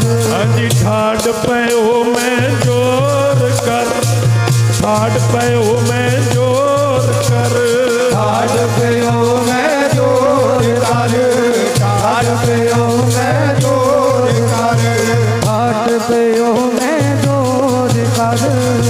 ਛੱਡ ਪਿਓ ਮੈਂ ਜੋਰ ਕਰ। ਬਚਨ ਕਹਾ ਸਿਰ ਨਿਆਏ, ਛੱਡ ਪਿਓ ਮੈਂ ਜੋਰ ਕਰ, ਛੱਡ ਪਿਓ ਮੈਂ ਜੋਰ ਕਰ। ਬਚਨ ਕਹਾ ਸਿਰ ਨਿਆਏ, ਛੱਡ ਪਿਓ ਮੈਂ ਜੋਰ ਕਰ, ਛੱਡ ਪਿਓ ਮੈਂ ਜੋਰ ਕਰ। ਬਚਨ ਕਹਾ ਸਿਰ ਨਿਆਏ, ਛੱਡ ਪਿਓ ਮੈਂ ਜੋਰ ਕਰ, ਛੱਡ ਪਿਓ ਮੈਂ ਜੋਰ ਕਰ। ਪੰਥ ਚੱਲੇ ਤਬ ਜਗਤ ਮੈਂ, ਪੰਥ ਚੱਲੇ ਤਬ ਜਗਤ ਮੈਂ, ਪੰਥ ਚਲੇ ਤਬ ਜਗਤ ਮੈਂ, ਪੰਥ ਚਲੇ ਤਬ ਜਗਤ ਮੈਂ। ਪੰਥ ਚਲੇ ਸਭ ਜਗਤ ਮੈਂ, ਪੰਥ ਚਲੇ ਸਭ ਜਗਤ ਮੈਂ। ਜਬ ਤੁਮ ਕਰੋ ਸਹਾਏ, ਪੰਥ ਚੱਲੇ ਤਬ ਜਗਤ ਮੈਂ, ਪੰਥ ਚੱਲੇ ਤਬ ਜਗਤ ਮੈਂ। ਜਬ ਤੁਮ ਕਰੋ ਸਹਾਏ, ਪੰਥ ਚਲੇ ਤਬ ਜਗਤ ਮੈਂ, ਪੰਥ ਚਲੇ ਤਬ ਜਗਤ ਮੈਂ। जब तुम करो सहाय, पथ चले सब जगत में, पथ चले सब जगत में। ਪੰਥ ਚੱਲੇ ਤਬ ਜਗਤ ਮੈਂ ਜਬ ਤੁਮ करो सहाय। ਮਾਰੇ ਕਹਿੰਦੇ ਮੈਂ ਹੱਥ ਜੋੜ ਕੇ ਬੇਨਤੀ ਕੀਤੀ ਪਾਤਸ਼ਾਹ ਮੇਰੇ ਕੱਲੇ 'ਚ ਤਾਕਤ ਨਹੀਂ, ਮੈਂ ਪੰਥ ਚਲਾ ਦਿਆਂ, ਕਿਰਪਾ ਕਰੋ ਠਾਠ ਭਇਓ ਮੈਂ ਜੋਰ ਕਰ। ਦੋਏ ਹੱਥ ਜੋੜ ਕੇ ਸਿਰ ਨੀਵਾਂ ਕਰਕੇ ਮੈਂ ਬੇਨਤੀ ਕੀਤੀ। ਬਚਨ ਕਹਾ ਸਿਰ ਨਿਆਏ, ਸਿਰ ਨੀਵਾਂ ਕਰਕੇ ਬੇਨਤੀ ਕੀ ਕੀਤੀ? ਪੰਥ ਚੱਲੇ ਤਬ ਜਗਤ ਮੈਂ ਜਬ ਤੁਮ ਕਰੋ ਸਹਾਇ। ਵੀ ਪੰਥ ਤਾਂ ਚੱਲ ਸਕਦਾ ਜੇ ਤੁਸੀਂ ਸਹਾਇਤਾ ਕਰੋ। ਆਖੋ ਸਤਨਾਮ ਸ੍ਰੀ ਵਾਹਿਗੁਰੂ ਜੀ। ਅਕਾਲ ਪੁਰਖ ਜੀ ਕਹਿੰਦੇ ਦੁਸ਼ਟ ਦਮਨ ਜੀ ਜਾਓ, ਆਪਣਾ ਪੁੱਤ ਬਣਾ ਕੇ ਭੇਜਾਂਗਾ ਤੇ ਸਦਾ ਤੁਹਾਡੇ ਨਾਲ ਰਵਾਂਗਾ। ਮਹਾਰਾਜ ਨੇ ਫਿਰ ਮਾਤਾ ਗੁਜਰ ਕੌਰ ਜੀ ਦੀ ਪਾਵਨ ਕੁੱਖ ਨੂੰ ਭਾਗ ਲੱਗੇ। ਦੁਸ਼ਟ ਦਮਨ ਜੀ ਪਾਤਸ਼ਾਹ ਗੋਬਿੰਦ ਰਾਏ ਜੀ ਦੇ ਰੂਪ ਵਿੱਚ 1666 ਈਸਵੀ ਦੇ ਵਿੱਚ ਪਟਨਾ ਸਾਹਿਬ ਜੀ ਦੀ ਪਾਵਨ ਧਰਤੀ ਤੇ ਪ੍ਰਕਾਸ਼ਮਾਨ ਹੋਏ। ਹੁਣ ਥੋੜਾ ਜਿਹਾ ਧਿਆਨ ਮੈਂ ਤੁਹਾਡਾ ਇਹ ਦਵਾ ਦਿਆਂ, ਫਿਰ ਸਮਾਪਤੀ ਹੈ ਕਿ ਦੁਸ਼ਟ ਦਮਨ ਪਾਤਸ਼ਾਹ ਕੌਣ ਸਨ? ਕੌਣ ਸੀ ਜੋ ਹੇਮਕੁੰਟ ਸਾਹਿਬ ਦੀ ਧਰਤੀ ਤੇ ਆਏ? 4 ਯੁੱਗ ਦੀ ਬੰਦਗੀ ਕੀਤੀ ਹੈ। ਕੋਈ ਤੇ ਹੋਊਗੇ ਜਿਹੜੇ ਆ ਕੇ ਬਰਾਜੇ। ਜਦੋਂ ਸੱਚੇ ਪਾਤਸ਼ਾਹ 1708 ਵਿੱਚ ਨੰਦੇੜ ਸਾਹਿਬ ਦੀ ਧਰਤੀ ਤੇ ਪਹੁੰਚਦੇ ਹੈ, ਗੁਰੂ ਗੋਬਿੰਦ ਸਿੰਘ ਜੀ ਮਹਾਰਾਜ, ਜਦੋਂ ਮਹਾਰਾਜ ਨੇ ਸੱਚਖੰਡ ਪਿਆਨਾ ਕਰਨਾ ਹੈ, ਗੁਰੂ ਗ੍ਰੰਥ ਸਾਹਿਬ ਜੀ ਨੂੰ ਗੁਰਤਾ ਗੱਦੀ ਬਖਸ਼ਣੀ ਹੈ, 1708 ਵਿੱਚ ਨੰਦੇੜ ਸਾਹਿਬ ਜੀ ਦੀ ਧਰਤੀ ਦੇ ਉੱਤੇ ਮਹਾਰਾਜ ਜੀ ਪਹੁੰਚੇ, ਜਿੱਥੇ ਮਹਾਰਾਜ ਜੀ ਨੇ ਬੇਅੰਤ ਕੌਤਕ ਵਰਤਾਏ। ਤੁਸੀਂ ਗੁਰਦੁਆਰਾ ਲੰਗਰ ਸਾਹਿਬ ਜੀ ਦੇ ਦਰਸ਼ਨ ਕਰਦੇ ਹੋ, ਬਾਬਾ ਨਿਧਾਨ ਸਿੰਘ ਜੀ ਦੇ ਅਸਥਾਨ ਦੇ ਪਿੱਛੇ ਗੋਦਾਵਰੀ ਨਦੀ ਹੈ। ਉਸ ਗੋਦਾਵਰੀ ਨਦੀ ਦੇ ਕੰਢੇ 3 ਗੁਰਦੁਆਰਾ ਸਾਹਿਬ ਨੇ। ਪਹਿਲਾ ਭਜਨਗੜ੍ਹ ਸਾਹਿਬ, ਜਿੱਥੇ ਸੰਤ ਬਾਬਾ ਅਤਰ ਸਿੰਘ ਜੀ ਮਸਤੂਆਣਾ ਸਾਹਿਬ ਵਾਲੇ ਮਹਾਂਪੁਰਖਾਂ ਨੇ 1.25 ਲੱਖ ਜਪਜੀ ਸਾਹਿਬ ਦਾ ਪਾਠ ਕੀਤਾ ਗੋਦਾਵਰੀ 'ਚ ਖੜੇ ਹੋ ਕੇ ਜਾਂ ਬਿਰਾਜਮਾਨ ਹੋ ਕੇ। ਉਹ ਤੋਂ ਅੱਗੇ ਜਾਓਗੇ ਹੀਰਾ ਘਾਟ, ਜਿੱਥੇ ਰਾਜੇ ਨੇ ਮਹਾਰਾਜ ਨੂੰ ਹੀਰਾ ਭੇਟ ਕੀਤਾ। ਮਹਾਰਾਜ ਨੇ ਹੀਰਾ ਵਗਾ ਕੇ ਗੋਦਾਵਰੀ ਨਦੀ 'ਚ ਮਾਰਿਆ, ਕਿਉਂਕਿ ਰਾਜੇ ਦੇ ਮਨ 'ਚ ਮਾਣ ਸੀ ਵੀ ਮੇਰੇ ਜਿੰਨਾ ਚੜਾਵਾ ਕਿਸੇ ਨੇ ਨਹੀਂ ਚੜਾਇਆ। ਜਦੋਂ ਕਹਿੰਦਾ ਮਹਾਰਾਜ ਮੇਰੇ ਹੀਰੇ ਦੀ ਕਦਰ ਨਹੀਂ ਕੀਤੀ ਤੁਸੀਂ, ਚੱਕ ਕੇ ਪਾਣੀ 'ਚ ਮਾਰਿਆ। ਮਹਾਰਾਜ ਕਹਿੰਦੇ ਅੱਛਾ ਇੰਨਾ ਕੀਮਤੀ ਸੀ, ਜਾਂ ਚੱਕ ਲਿਆ। ਜਦੋਂ ਗੋਦਾਵਰੀ ਨਦੀ 'ਚ ਜਾ ਕੇ ਵੇਖਦਾ ਉਹ ਸਾਰੇ ਹੀਰੇ ਉਹ ਤੋਂ ਵੀ ਕੀਮਤੀ ਨਜ਼ਰ ਆਏ, ਉਹਦਾ ਮਾਣ ਤੋੜਿਆ। ਉਹ ਤੋਂ ਅੱਗੇ ਜਾਓ, ਬੰਦਾ ਘਾਟ ਸਾਹਿਬ ਹੈ, ਜਿੱਥੇ ਬਾਬਾ ਮਾਧੋ ਦਾਸ ਬੈਰਾਗੀ ਜੀ ਨੂੰ ਅੰਮ੍ਰਿਤ ਦੀ ਦਾਤ ਦੇ ਕੇ ਬੰਦਾ ਬਣਾ ਕੇ ਨੰਦੇੜ ਤੋਂ ਪੰਜਾਬ ਵੱਲ ਤੋਰਿਆ। ਆਖੋ ਸਤਨਾਮ ਸ੍ਰੀ ਵਾਹਿਗੁਰੂ ਜੀ।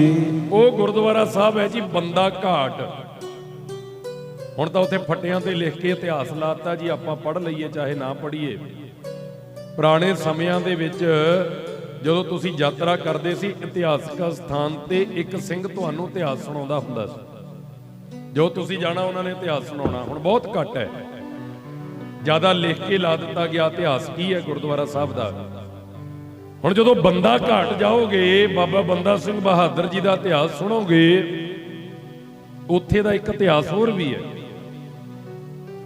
ਉਸੇ ਹੀ ਅਸਥਾਨ ਤੇ ਖੜੇ ਹੋ ਕੇ ਮਹਾਰਾਜ ਨੇ ਆਪਣੇ ਤੀਰ ਕਮਾਨ ਦੇ ਉੱਤੇ ਚਾੜਿਆ,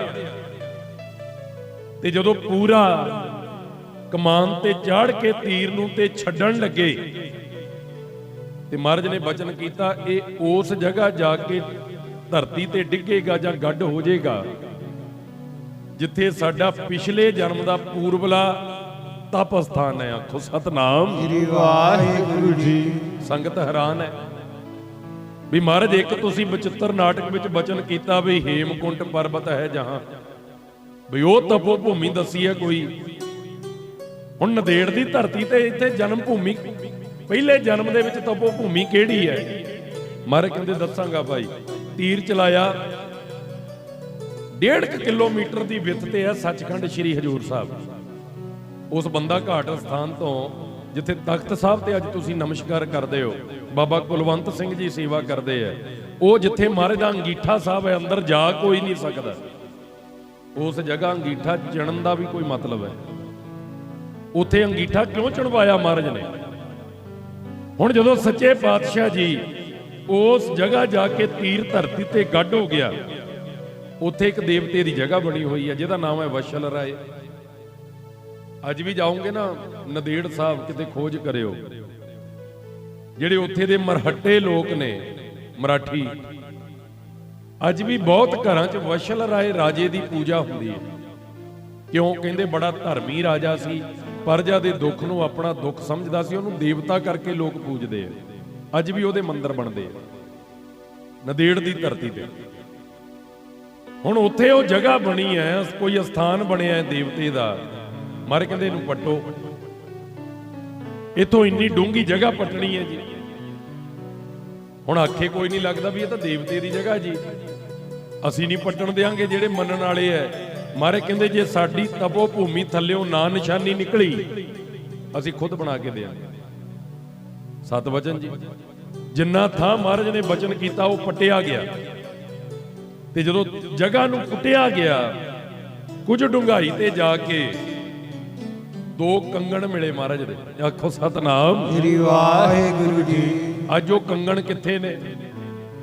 ਉਹ ਦਰਸ਼ਨ ਕਰਨ ਲਈ ਮਨਮਾੜ ਸਾਹਿਬ ਗੁਰਦੁਆਰਾ ਸਾਹਿਬ ਸ਼ੀਸ਼ੇ ਵਿੱਚ ਮੜ ਕੇ ਰੱਖੇ ਹੋਏ ਆ। ਉਹਨਾਂ ਨੂੰ ਜੰਗਾਲ ਲੱਗਿਆ ਹੋਇਆ, ਜਿਵੇਂ ਮਿੱਟੀ ਨੇ ਖਾਧੇ ਹੋਏ ਆ। ਤੁਸੀਂ ਦਰਸ਼ਨ ਕਰੋ ਉਹਨਾਂ ਦੇ। ਮਨਮਾੜ ਸਾਹਿਬ ਜਦੋਂ ਹਜੂਰ ਸਾਹਿਬ ਜਾਂਦੇ ਹੋ, ਮਨਮਾੜ ਸਾਹਿਬ ਮਹਾਰਾਜ ਦਾ ਸਥਾਨ ਹੈ ਜਿੱਥੇ ਬਾਬਾ ਨਿਧਾਨ ਸਿੰਘ ਜੀ ਨੂੰ ਦਰਸ਼ਨ ਦਿੱਤੇ ਸੀ ਮਹਾਰਾਜ ਨੇ। ਜਦੋਂ ਵਾਪਸ ਆਉਣ ਲੱਗੇ ਸੀ ਬਾਬਾ ਨਿਧਾਨ ਸਿੰਘ ਜੀ, ਇਹ ਆਪਣਾ ਵਿਸ਼ਾ ਨਹੀਂ, ਪਰ ਮਹਾਰਾਜ ਨੇ ਪ੍ਰਤੱਖ ਹੋ ਕੇ ਦਰਸ਼ਨ ਦਿੱਤੇ। ਨਿਧਾਨ ਸਿਆਂ ਤੇਰੀ ਲੋੜ ਇੱਥੇ ਹੈ, ਪੰਜਾਬ 'ਚ ਨਹੀਂ। 12 ਸਾਲ ਮਹਾਰਾਜ ਨੇ ਜਲ ਛਕਾ ਕੇ ਸੇਵਾ ਕੀਤੀ ਸੀ ਬਾਬਾ ਨਿਧਾਨ ਸਿੰਘ ਜੀ ਨੇ, ਸੱਚਖੰਡ ਸਾਹਿਬ ਦੇ ਬਾਹਰ ਜਲ ਛਕਾਉਣ ਦੀ ਸੇਵਾ। ਤੇ ਉੱਥੇ ਦੇ ਲੋਕਾਂ ਨੇ ਧੱਕੇ ਮਾਰਨੇ ਸ਼ੁਰੂ ਕਰਤੇ ਵੀ ਤੂੰ ਪੰਜਾਬ ਦਾ ਆ ਕੇ ਇੱਥੇ ਆਪਣੀ, ਲੋਕ ਸਤਿਕਾਰ ਲੱਗ ਪਏ ਸੀ ਕਰਨ ਬਾਬਾ ਨਿਧਾਨ ਸਿੰਘ ਜੀ ਦਾ। 12 ਸਾਲ ਪਾਣੀ ਜਲ ਛਕਾਉਣਾ ਸੱਚਖੰਡ ਸਾਹਿਬ ਦੇ ਬਾਹਰ, ਇਹ ਕੋਈ ਮਾਮੂਲੀ ਗੱਲ ਨਹੀਂ ਸੀ। ਸੰਗਤ 'ਚ ਪਿਆਰ ਬਣਿਆ, ਉੱਥੇ ਦੇ ਲੋਕਾਂ ਨੇ ਈਰਖਾ ਕੀਤੀ, ਧੱਕੇ ਮਾਰੇ, ਤੇ ਬਾਬਾ ਜੀ ਆ ਕੇ ਮਨਮਾੜ ਸਟੇਸ਼ਨ ਤੇ ਬਰਾਜ ਗਿਆ। ਨਾਲੇ ਬਰਾਗੀ ਹੋ ਗਏ, ਨਾਲੇ ਕਹਿੰਦੇ ਮਹਾਰਾਜ ਮੈਂ ਤੇ ਸੇਵਾ ਹੀ ਕਰਦਾ ਸੀ। ਮਹਾਰਾਜ ਨੇ ਪ੍ਰਤੱਖ ਹੋ ਕੇ ਕਿਹਾ ਉਸ ਜਗ੍ਹਾ ਨਹੀਂ, ਗੋਦਾਵਰੀ ਦੇ ਇਸ ਕੰਢੇ ਜਾ ਕੇ ਲੰਗਰ ਚਲਾ, ਉੱਥੇ ਸਾਡਾ ਲੰਗਰ ਪੱਕਦਾ ਹੁੰਦਾ ਸੀ। ਮਹਾਰਾਜ ਮੇਰੇ ਕੋਲ ਕੋਈ ਖਰਚਾ ਨਹੀਂ, ਮੇਰੇ ਕੋਲ ਕੋਈ ਸਾਧਨ ਨਹੀਂ। ਮਹਾਰਾਜ ਕਹਿੰਦੇ ਹੱਥ ਤੇਰਾ ਹੋਏਗਾ, ਖੀਸਾ ਮੇਰਾ ਹੋਏਗਾ। ਤੇ ਬਾਬਾ ਨਿਧਾਨ ਸਿੰਘ ਜੀ ਨੇ ਇੱਕ ਪੀਪਾ ਤੇ ਪੀਪੇ ਦੇ ਢੱਕਣ ਤੋਂ ਲੰਗਰ ਸ਼ੁਰੂ ਕੀਤਾ।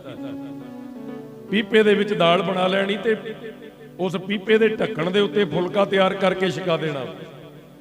ਤੇ ਅੱਜ ਉੱਥੇ ਤੁਸੀਂ ਜਾ ਕੇ ਸੇਵਾ ਕਰਨੀ ਚਾਹੋ, 6-6 ਮਹੀਨੇ ਤੁਹਾਡੀ ਸੇਵਾ ਨੂੰ ਨੰਬਰ ਨਹੀਂ ਲੱਗਦਾ ਜੀ। ਆਖੋ ਸਤਨਾਮ ਸ੍ਰੀ ਵਾਹਿਗੁਰੂ ਜੀ। ਉਹ ਵਚਨ ਅੱਜ ਵੀ ਫੜ ਰਹੇ ਨੇ, ਹੱਥ ਤੇਰਾ ਖੀਸਾ ਮੇਰਾ।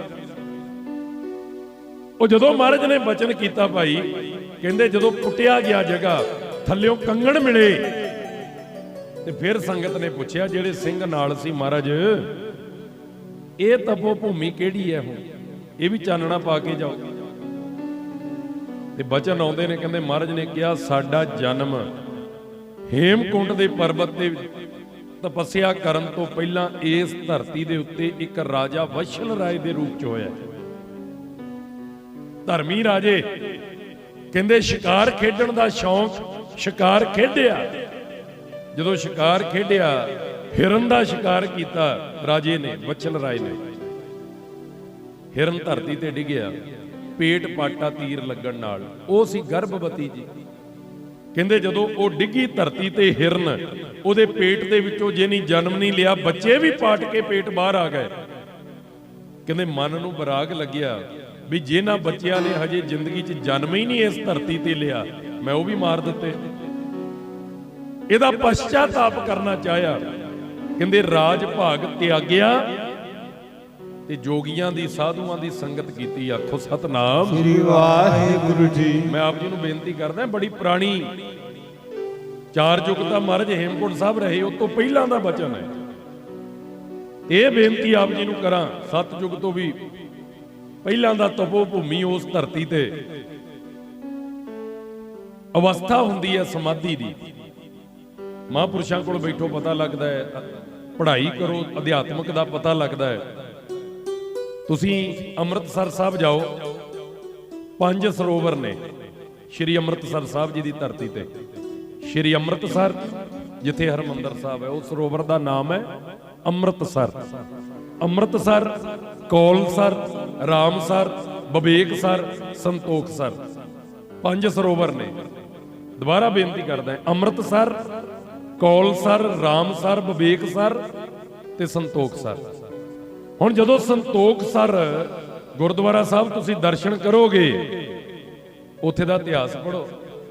ਗੁਰੂ ਅਰਜਨ ਦੇਵ ਮਹਾਰਾਜ ਜੀ ਸਰੋਵਰ ਦੀ ਕਾਰ ਸੇਵਾ ਕਰਵਾ ਰਹੇ ਨੇ, ਤੇ ਜਦੋਂ ਸਰੋਵਰ ਦੀ ਮਿੱਟੀ ਪੱਟੀ ਗਈ, ਪੁਟਾਈ ਕੀਤੀ ਗਈ, ਥੱਲਿਓਂ ਪੱਥਰ ਦਾ ਮੱਠ ਮਿਲਿਆ। ਉਹ ਪੱਥਰ ਦੇ ਮੱਠ ਨੂੰ ਦਰਵਾਜ਼ਾ ਲੱਗਾ।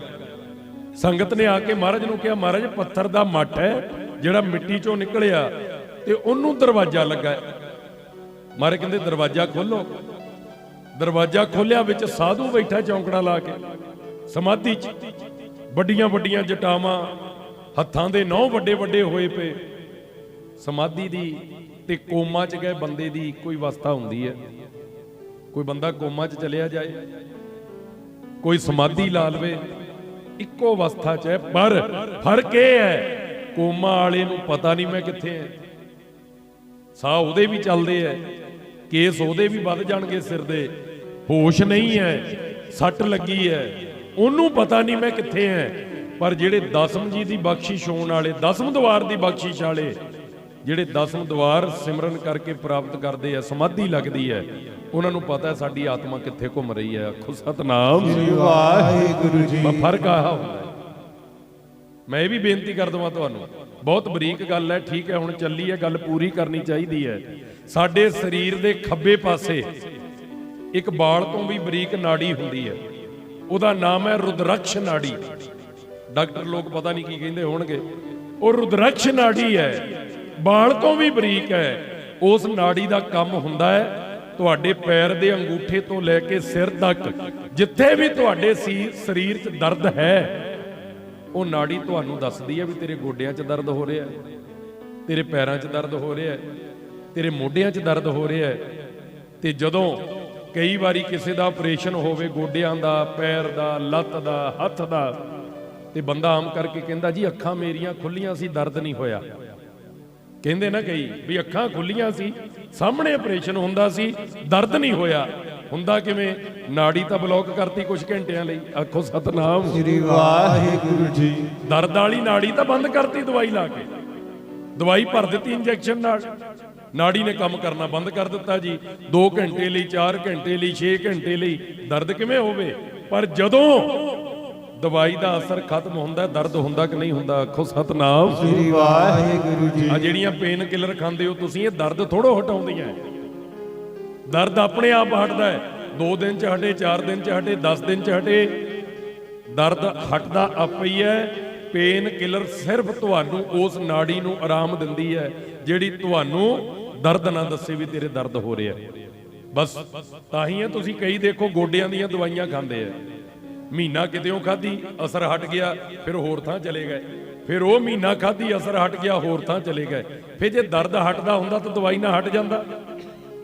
ਦਵਾਈ ਨਾਲ ਦਰਦ ਨਹੀਂ ਹਟਦਾ, ਦਵਾਈ ਸਿਰਫ ਉਸ ਨਾੜੀ ਨੂੰ ਆਰਾਮ ਦਿੰਦੀ ਹੈ ਜਿਹੜੀ ਤੁਹਾਨੂੰ ਦੱਸਦੀ ਹੈ।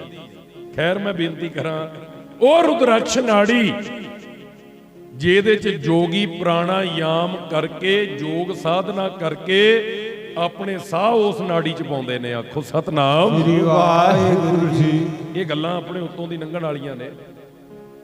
ਜਿਹੜੇ ਜੋਗੀ ਲੋਕ ਨੇ ਪ੍ਰਾਣਾਯਾਮ, ਮਹਾਰਾਜ ਨੇ ਦੇਖਿਆ ਸੀ ਵੀ ਕਲਯੁਗ ਵਿੱਚ ਇੰਨਾ ਟਾਈਮ ਨਹੀਂ ਕਿਸੇ ਕੋ ਵੀ ਸਮਾਧੀਆਂ ਲਾ ਸਕੇ, ਤਾਂ ਹੀ ਗੁਰੂ ਨਾਨਕ ਮਹਾਰਾਜ ਨੇ ਕਿਹਾ ਸੀ ਹਿਰਦੇ ਨਾਮ ਵਸਾਇਓ, ਘਰ ਬੈਠੇ ਗੁਰੂ ਤੇ ਆਇਓ। ਹੋਰ ਸੌਖਾ ਕੀਤਾ, ਨਾਮਾ ਕਹਿ ਤਰਲੋਚਨਾ ਮੁਖ ਤੇ ਰਾਮ ਸਮਾਲ, ਹਾਥ ਪਾਉ ਕਰ ਕਾਮ ਸਭ ਚੀਤ ਨਰੰਜਨ ਨਾਲ।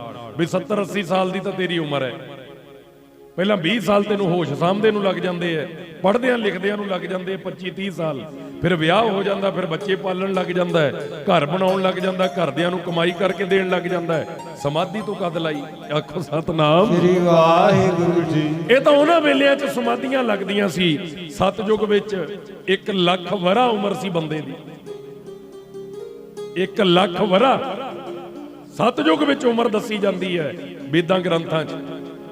ਤੇ ਜਦੋਂ ਤ੍ਰੇਤਾ ਯੁੱਗ ਆਇਆ ਭਗਵਾਨ ਰਾਮ ਜੀ ਦਾ, 10 ਗੁਣਾ ਉਮਰ ਘਟੀ, 10,000 ਸਾਲ ਰਹਿ ਗਈ।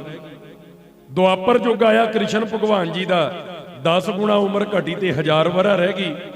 ਕਲ ਯੁੱਗ ਆਇਆ, 10 ਗੁਣਾ ਘਟੀ ਤੇ 100 ਸਾਲ ਰਹਿ ਗਈ। ਆਖੋ ਸਤਨਾਮ ਸ੍ਰੀ ਵਾਹਿਗੁਰੂ ਜੀ। 100 ਚੋਂ ਵੀ ਹੁਣ 70, 75, 65, 16 ਪੜਿਆ ਜਾਂਦਾ, 70, 75 ਦੇ ਹੁਣ ਉਮਰਾਂ ਇੰਨੀਆਂ ਘੱਟ ਨੇ। ਤੇ 65, 70, 75 ਸਾਲ ਦੀ ਉਮਰ 'ਚ ਕਦ ਤੁਸੀਂ ਅਸੀਂ ਸਮਾਧੀ ਲਾਈ ਚੌਂਕੜਾ ਮਾਰ ਕੇ? ਤਾਂ ਹੀ ਮਹਾਰਾਜ ਨੇ ਇਹ ਸੌਖਾ ਮਾਰਗ ਦਿੱਤਾ ਸੀ ਵੀ ਹਿਰਦੇ ਨਾਮ ਵਸਾਇਓ, ਘਰ ਬੈਠੇ ਗੁਰੂ ਤੇ ਆਇਓ।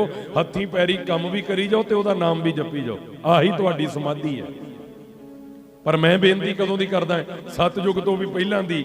ਮਹਾਰਾਜ ਨੇ ਕਿਹਾ ਕਿ ਜਦੋਂ ਮੇਰੇ ਅੰਦਰ ਪਛਤਾਪ ਹੋਇਆ, ਮੈਂ ਜੋਗੀਆਂ ਦੀ ਸੰਗਤ ਕੀਤੀ, ਉਹਨਾਂ ਨੇ ਮੈਨੂੰ ਯੋਗ ਸਾਧਨਾ ਜੁਗਤੀ ਦੱਸੀ, ਮੈਂ ਯੋਗ ਸਾਧਨਾ ਨਾਲ 10ਵੇਂ ਦੁਆਰ ਦੀ ਬਖਸ਼ਿਸ਼ ਲਈ ਤੇ ਸਰੀਰ ਰਹਿ ਗਿਆ ਇੱਥੇ, ਆਤਮਾ ਚਲੀ ਗਈ ਹੇਮਕੁੰਟ ਸਾਹਿਬ। ਆਖੋ ਸਤਨਾਮ ਸ੍ਰੀ ਵਾਹਿਗੁਰੂ ਜੀ। ਤੇ ਪਿਆਰਿਓ, ਤੁਹਾਨੂੰ ਬੇਨਤੀ ਕਰ ਜਾਵਾਂ, ਹੇਮਕੁੰਟ ਸਾਹਿਬ ਤਪ ਕਰਨ ਵਾਲਾ ਕੋਈ ਸਰੀਰ ਨਹੀਂ। ਹੇਮਕੁੰਟ ਸਾਹਿਬ ਦੁਸ਼ਟ ਦਮਨ ਜੀ ਦੇ ਰੂਪ 'ਚ ਤਪ ਕਰਨ ਵਾਲੀ ਇੱਕ ਆਤਮਾ ਸੀ, ਉਹ ਸੀ ਵਸ਼ਲ ਰਾਏ ਰਾਜੇ ਦੀ। ਸਰੀਰ ਰਹਿ ਗਿਆ ਨਦੇੜ ਦੀ ਧਰਤੀ ਤੇ, ਤੇ ਜਦੋਂ ਧਰਤੀ ਤੇ ਸਰੀਰ ਹੋਵੇ ਸਿਉਂਕ ਲੱਗ ਜਾਂਦੀ ਹੈ, ਸਰੀਰ ਖਤਮ ਹੋ ਜਾਂਦਾ। ਮੈਂ ਤੁਹਾਨੂੰ ਬੇਨਤੀ ਕੀਤੀ ਨਾ ਸੰਤੋਖ ਸਰ ਸਾਹਿਬ ਦੀ, ਉਹ ਪੱਥਰ ਵਿੱਚ ਸਾਧੂ ਕਿਉਂ ਬੈਠਾ ਹੈ? ਕਿਉਂਕਿ ਪੱਥਰ ਨੂੰ ਸਿਉਂਕ ਨਹੀਂ ਲੱਗਦੀ ਜੀ। ਆਖੋ ਸਤਨਾਮ ਸ੍ਰੀ ਵਾਹਿਗੁਰੂ ਜੀ। ਤੁਸੀਂ ਧਰਤੀ ਤੇ ਲੱਕੜ ਦੀ ਚੀਜ਼ ਰੱਖ ਦਿਓ, ਕੋਈ ਮਿੱਟੀ 'ਚ ਸੁਹਾਗਾ ਰੱਖ ਦਿਓ ਜਿਹੜਾ ਖੇਤਾਂ 'ਚ ਫੇਰਦੇ ਹੋ, 6 ਮਹੀਨੇ ਛੇੜੋ ਹੀ ਨਾ ਉਹਨੂੰ, ਸਾਲ ਭਰ ਛੇੜੋ ਹੀ ਨਾ ਮਿੱਟੀ 'ਚ ਪੈ ਨੂੰ। ਗਾਡਰ ਰੱਖ ਦਿਓ ਲੋਹੇ ਦੇ, ਉਹਨਾਂ ਨੂੰ ਮਿੱਟੀ ਖਾਣ ਲੱਗ ਜਾਂਦੀ ਹੈ, ਮਿੱਟੀ ਖਾ ਜਾਂਦੀ ਹੈ, ਲੱਕੜ ਨੂੰ ਵੀ ਖਾ ਜਾਂਦੀ ਹੈ। ਧਰਤੀ ਤੇ ਪਈ ਹਰ ਇੱਕ ਚੀਜ਼ ਨੂੰ ਮਿੱਟੀ ਖਾਂਦੀ ਹੈ, ਸਿਉਂਕ ਚੜ੍ਹਦੀ ਹੈ। ਤੇ ਜੇ ਸਰੀਰ ਲਗਾਤਾਰ ਬੈਠਾ ਰਹੂ ਬੈਠਾ ਰਹੂ ਬੈਠਾ ਰਹੂ ਤੇ ਉਹਨੂੰ ਵੀ ਸਿਉਂਕ ਚੜ੍ਹਦੀ ਹੈ। ਉਹ ਸੰਤੋਖਾ ਸਾਧੂ ਜਦੋਂ ਦੇਖਿਆ ਨਾ ਕਿ ਪੱਥਰ ਦੇ ਮੱਠ 'ਚ ਸਾਧੂ ਹੈ, ਸੰਗਤ ਨੇ ਕਿਹਾ ਗੁਰੂ ਅਰਜਨ ਦੇਵ ਜੀ ਨੂੰ, ਮਹਾਰਾਜ ਵਿੱਚ ਜੋਗੀ ਸਾਧੂ। ਮਹਾਰਾਜ ਕਹਿੰਦੇ ਲਿਆਓ। ਇਦਾਂ ਹੀ ਸਮਾਧੀ 'ਚ ਬੈਠਿਆਂ ਨੂੰ ਲੈ ਆਂਦਾ। ਮਹਾਰਾਜ ਕਹਿੰਦੇ ਇਹਨਾਂ ਦੀਆਂ ਤਲੀਆਂ ਝੱਸੋ, ਇਹਨਾਂ ਨੂੰ ਹੋਸ਼ ਵਿੱਚ ਲਿਆਓ। ਹੋਸ਼ ਵਿੱਚ ਲਿਆਂਦੇ ਤੇ ਜਦੋਂ ਹੋਸ਼ ਵਿੱਚ ਆਏ, ਹੋਸ਼ ਵਿੱਚ ਆ ਕੇ ਉਸ ਜੋਗੀ ਨੇ ਇੱਕੋ ਗੱਲ ਪੁੱਛੀ, ਕਹਿੰਦਾ ਜੀ ਯੁੱਗ ਕਿਹੜਾ ਚੱਲਦਾ? ਆਖੋ ਸਤਨਾਮ ਸ੍ਰੀ ਵਾਹਿਗੁਰੂ ਜੀ। ਯੁੱਗ ਕਿਹੜਾ ਚੱਲਦਾ? ਮਹਾਰਾਜ ਕਹਿੰਦੇ ਕਲਯੁੱਗ। ਗੁਰੂ ਅਰਜਨ ਦੇਵ ਜੀ ਕਹਿੰਦੇ, ਉਹ ਜੋਗੀ ਕਹਿੰਦਾ ਜੀ ਮੈਂ ਸਤਯੁੱਗ ਦਾ ਬੈਠਾ, ਸਤਯੁੱਗ ਤੋਂ ਬੈਠਾ ਹੈ ਸਮਾਧੀ 'ਚ। ਮਹਾਰਾਜ ਕਹਿੰਦੇ ਨਾਮ ਕੀ ਹੈ? ਕਹਿੰਦੇ ਜੀ ਮੇਰਾ ਨਾਮ ਹੈ ਸੰਤੋਖ ਦਾਸ, ਸੰਤੋਖਾ ਸਾਧੂ ਕਹਿੰਦੇ ਆ। ਮਹਾਰਾਜ ਕਹਿੰਦੇ ਫਿਰ ਇਸ ਅਸਥਾਨ ਦਾ ਨਾਮ, ਇਸ ਸਰੋਵਰ ਦਾ ਨਾਮ ਇਹਨਾਂ ਮਹਾਂਪੁਰਸ਼ਾਂ ਦੇ ਨਾਮ ਤੇ ਰੱਖਿਆ ਜਾਊਗਾ, ਸ਼੍ਰੀ ਸੰਤੋਖ ਸਰ ਸਾਹਿਬ। ਉਹ ਖਬਰੇ ਤਾਂ ਹੀ ਸਰੋਵਰ ਦੀ ਸੇਵਾ ਕਰਾਈ ਵੀ ਉੱਥੇ ਮਹਾਂਪੁਰਸ਼ਾਂ ਨੂੰ ਮਹਾਰਾਜ ਨੇ ਮੁਕਤ ਕਰਨਾ ਸੀ। ਆਖੋ ਸਤਨਾਮ ਸ੍ਰੀ ਵਾਹਿਗੁਰੂ ਜੀ। ਇਹ ਮੈਂ ਸਮਾਧੀ ਦੀ ਗੱਲ ਦੱਸੀ ਹੈ ਤੁਹਾਨੂੰ। ਕਈ ਯੁੱਗ ਲੱਗੀ ਰਹਿ ਸਕਦੀ ਹੈ ਜੇ ਸਾਧੂ ਚਾਹਵੇ। ਜੇ ਸਾਧੂ ਚਾਹਵੇ, ਸਾਹ ਵੀ ਚੱਲਣਗੇ, ਕੇਸ ਵੀ ਵਧਣਗੇ, ਸਿਰ ਦੇ ਸਰੀਰ ਦੇ ਨਹੁੰ ਵੀ ਵਧਣਗੇ, ਪਰ ਆਤਮਾ ਬ੍ਰਹਿਮੰਡ ਦੇ ਚੱਕਰ ਲਾਉਂਦੀ ਹੈ। ਜੋ ਬ੍ਰਹਿਮੰਡੇ ਸੋਈ ਪਿੰਡੇ, ਜੋ ਖੋਜੇ ਸੋ ਪਾਵੇ। ਪੀਪਾ ਪ੍ਰਣਵੈ ਪਰਮ ਤਤ ਹੈ ਸਤਿਗੁਰ ਹੋਏ। ਦਿਖਾਵੇ। ਇੱਕ ਵਚਨ ਹੋਰ ਪੜੋ ਬਾਣੀ ਦਾ, 10ਵੇਂ ਦੁਆਰਾ ਅਗਮ ਅਪਾਰਾ ਪਰਮ ਪੁਰਖ ਕੀ ਘਾਟੀ। ਕਹਿੰਦੇ 10ਵੇਂ ਦੁਆਰਾ ਪਰਮ ਪੁਰਖ ਦਾ ਆਪ ਵਾਸਾ ਹੁੰਦਾ ਹੈ, ਸੱਚਖੰਡ ਹੁੰਦਾ ਹੈ। 10ਵੇਂ ਦੁਆਰ ਦੀ ਬਖਸ਼ਿਸ਼ ਜਿਹਨੂੰ ਮਿਲਦੀ ਹੈ। ਬੜੀਆਂ ਉੱਚੀਆਂ ਗੱਲਾਂ ਨੇ, ਪੜ੍ਹ ਕੇ ਬੋਲਣਾ ਬਹੁਤ ਸੌਖਾ ਹੈ, ਇਸ ਚੀਜ਼ ਤੇ ਕਮਾਈ ਕਰਨੀ ਬੜੀ ਔਖੀ ਹੈ। ਰੱਬ ਦੇ ਪਿਆਰੇ ਜਿਹੜੇ ਇਸ ਅਵਸਥਾ ਨੂੰ ਪ੍ਰਾਪਤ ਹੋ ਜਾਂਦੇ ਨੇ, ਉਹਨਾਂ ਲਈ ਫਿਰ ਸਾਰਾ ਹੀ ਜਗ ਇੱਕੋ ਜਿਹਾ। ਬ੍ਰਹਮ ਗਿਆਨੀ ਸਦਾ ਨਿਰਲੇਪ, ਜੈਸੇ ਜਲ ਮੈਂ ਕਮਲ ਲੇਪ। ਜਿਵੇਂ ਚਿੱਕੜ 'ਚ ਰਹਿ ਕੇ ਕਮਲ ਪਵਿੱਤਰ ਹੈ, ਆਪਣੇ ਆਪ ਨੂੰ ਗਾਰਾ ਨਹੀਂ ਲੱਗਣ ਦਿੰਦਾ, ਇਦਾਂ ਹੀ ਰੱਬ ਦੇ ਪਿਆਰੇ ਦੁਨੀਆ 'ਚ ਰਹਿ ਕੇ ਦੁਨੀਆ ਦੇ ਰੰਗ ਤੋਂ ਦੂਰ ਨੇ, ਦੁਨੀਆ ਦੇ ਢੰਗ ਤੋਂ ਦੂਰ ਨੇ, ਆਪਣੀ ਮੌਜ ਵਿੱਚ ਨੇ। ਜਦੋਂ ਗੁਰੂ ਕਲਗੀਧਰ ਜੀ ਨੇ ਫਿਰ ਇਹ ਸਾਰਾ ਬਚਨ ਸੁਣਾਇਆ, ਦੁਸ਼ਟ ਦਮਨ ਦੇ ਰੂਪ 'ਚ ਤਪ ਕੀਤਾ 4 ਯੁੱਗ ਆਤਮਾ ਨੇ, ਉਹੀ ਆਤਮਾ ਮਾਤਾ ਗੁਜਰ ਕੌਰ ਜੀ ਦੀ ਕੁੱਖ ਨੂੰ ਭਾਗ ਲੱਗੇ ਤੇ ਪਟਨਾ ਸ਼ਹਿਰ ਦੀ ਧਰਤੀ ਦੇ ਉੱਤੇ ਕਲਗੀਧਰ ਜੀ ਦਾ ਪ੍ਰਕਾਸ਼। ਤੇ ਪਿਆਰਿਓ, ਗੁਰੂ ਕਲਗੀਧਰ ਜੀ ਦੇ ਪ੍ਰਕਾਸ਼ ਦੇ ਨਾਲ ਮਾਤਾ ਗੁਜਰ ਕੌਰ ਜੀ ਨੂੰ, ਮਾਮਾ ਕਿਰਪਾਲ ਚੰਦ ਜੀ ਨੂੰ, ਸਾਰਿਆਂ ਨੂੰ ਬੇਅੰਤ ਵਧਾਈਆਂ ਮਿਲੀਆਂ। ਪਟਨਾ ਸਾਹਿਬ ਉਹ ਦਿਹਾੜਾ ਤੁਸੀਂ ਅੱਜ ਸੰਗਰਾਂਦ ਦੇ ਦਿਹਾੜੇ ਨੂੰ ਮੁੱਖ ਰੱਖਦੇ ਆ, ਮਹਾਰਾਜ ਜੀ ਦੇ ਪ੍ਰਕਾਸ਼ ਦਿਹਾੜੇ ਨੂੰ ਆਪ ਜੀ ਮਨਾ ਰਹੇ ਹੋ। ਬਹੁਤ ਸੰਗਤਾਂ ਨੂੰ ਸਤਿਗੁਰਾਂ ਦੇ 356ਵੇਂ ਪ੍ਰਕਾਸ਼ ਪੁਰਬ ਦੀਆਂ ਬੇਅੰਤ ਵਧਾਈਆਂ। ਗੁਰੂ ਸਾਹਿਬ ਰਹਿਮਤ ਕਰਨ, ਆਪਣੇ ਦਰ ਘਰ ਤੋਂ ਸਾਨੂੰ ਵੀ ਪੀਰ ਭੀਖਣ ਸ਼ਾਹ ਜੀ ਵਰਗਾ ਪਿਆਰ, ਸਾਈਂ ਪੀਰ ਬੁੱਧੂ ਸ਼ਾਹ ਜੀ ਵਰਗਾ ਪ੍ਰੇਮ ਗੁਰੂ ਦਾ ਸਾਡੇ ਚਰਨਾਂ ਨੂੰ, ਗੁਰੂ ਸਾਹਿਬ ਸਾਨੂੰ ਆਪਣੇ ਚਰਨਾਂ ਨਾਲ ਬਖਸ਼ਿਸ਼ ਕਰਕੇ ਆਪਣਾ ਪ੍ਰੇਮ ਜੋੜ ਲੈਣ। ਬਹੁਤ ਸਾਰੀਆਂ ਸੰਗਤਾਂ ਦਾ ਧੰਨਵਾਦ।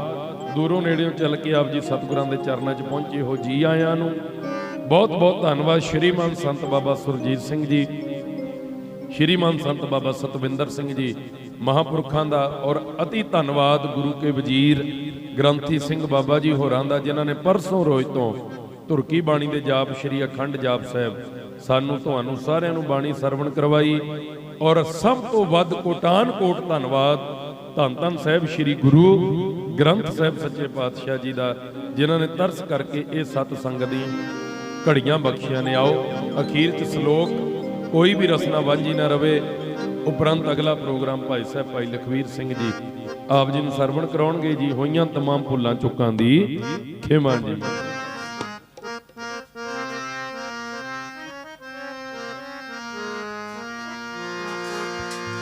ਸ਼ਲੋਕ ਪਵਨ ਗੁਰੂ ਪਾਣੀ ਪਿਤਾ, ਮਾਤਾ ਤਰਤ ਮਹਤ, ਦਿਵਸ ਰਾਤ ਤੋਏ ਦਾਈ ਦਾਇਆ, ਜੇ ਸਗਲ ਜਗਤ ਜੰਗਿਆਈਆਂ ਮੁਰਿਆਈਆਂ, ਵਾਜੇ ਧਰਮ ਹਦੂਰ, ਧਰਮੀ ਆਪੋ ਆਪਣੀ ਰਹਿ ਕੇ ਦੂਰ, ਜਿਨੀ ਨਾਮ ਤੇ ਆਇਆ ਗਏ ਮਸਕਤ ਕਾਲ, ਨਾਨਕ ਦੇ ਮੁਖ ਉਜਰੇ ਦੀ ਜੁਤੀ ਨਾਲ, ਜਿਨੀ ਨਾਮ ਤੇ ਆਇਆ ਗਏ ਮਸਕਤ ਕਾਲ, ਨਾਨਕ ਦੇ ਮੁਖ ਉਜਰੇ ਦੀ ਜੁਤੀ ਨਾਲ, ਨਾਨਕ ਨਾਮ ਚੜ੍ਹਦੀ ਕਲਾ, ਤੇਰੇ ਭਾਣੇ ਧਰਮਤ ਦਾ ਭਲਾ, ਨਾਨਕ ਨਾਮ ਚੜ੍ਹਦੀ ਕਲਾ, ਤੇਰੇ ਬਾਣੇ ਸਰਬਤ ਦਾ ਭਲਾ। ਵਾਹਿਗੁਰੂ ਜੀ ਕਾ ਖਾਲਸਾ, ਵਾਹਿਗੁਰੂ ਜੀ ਕੀ ਫਤਿਹ ਹੈ। ਵਾਹਿਗੁਰੂ ਜੀ ਕਾ ਖਾਲਸਾ, ਵਾਹਿਗੁਰੂ ਜੀ ਕੀ ਫਤਿਹ।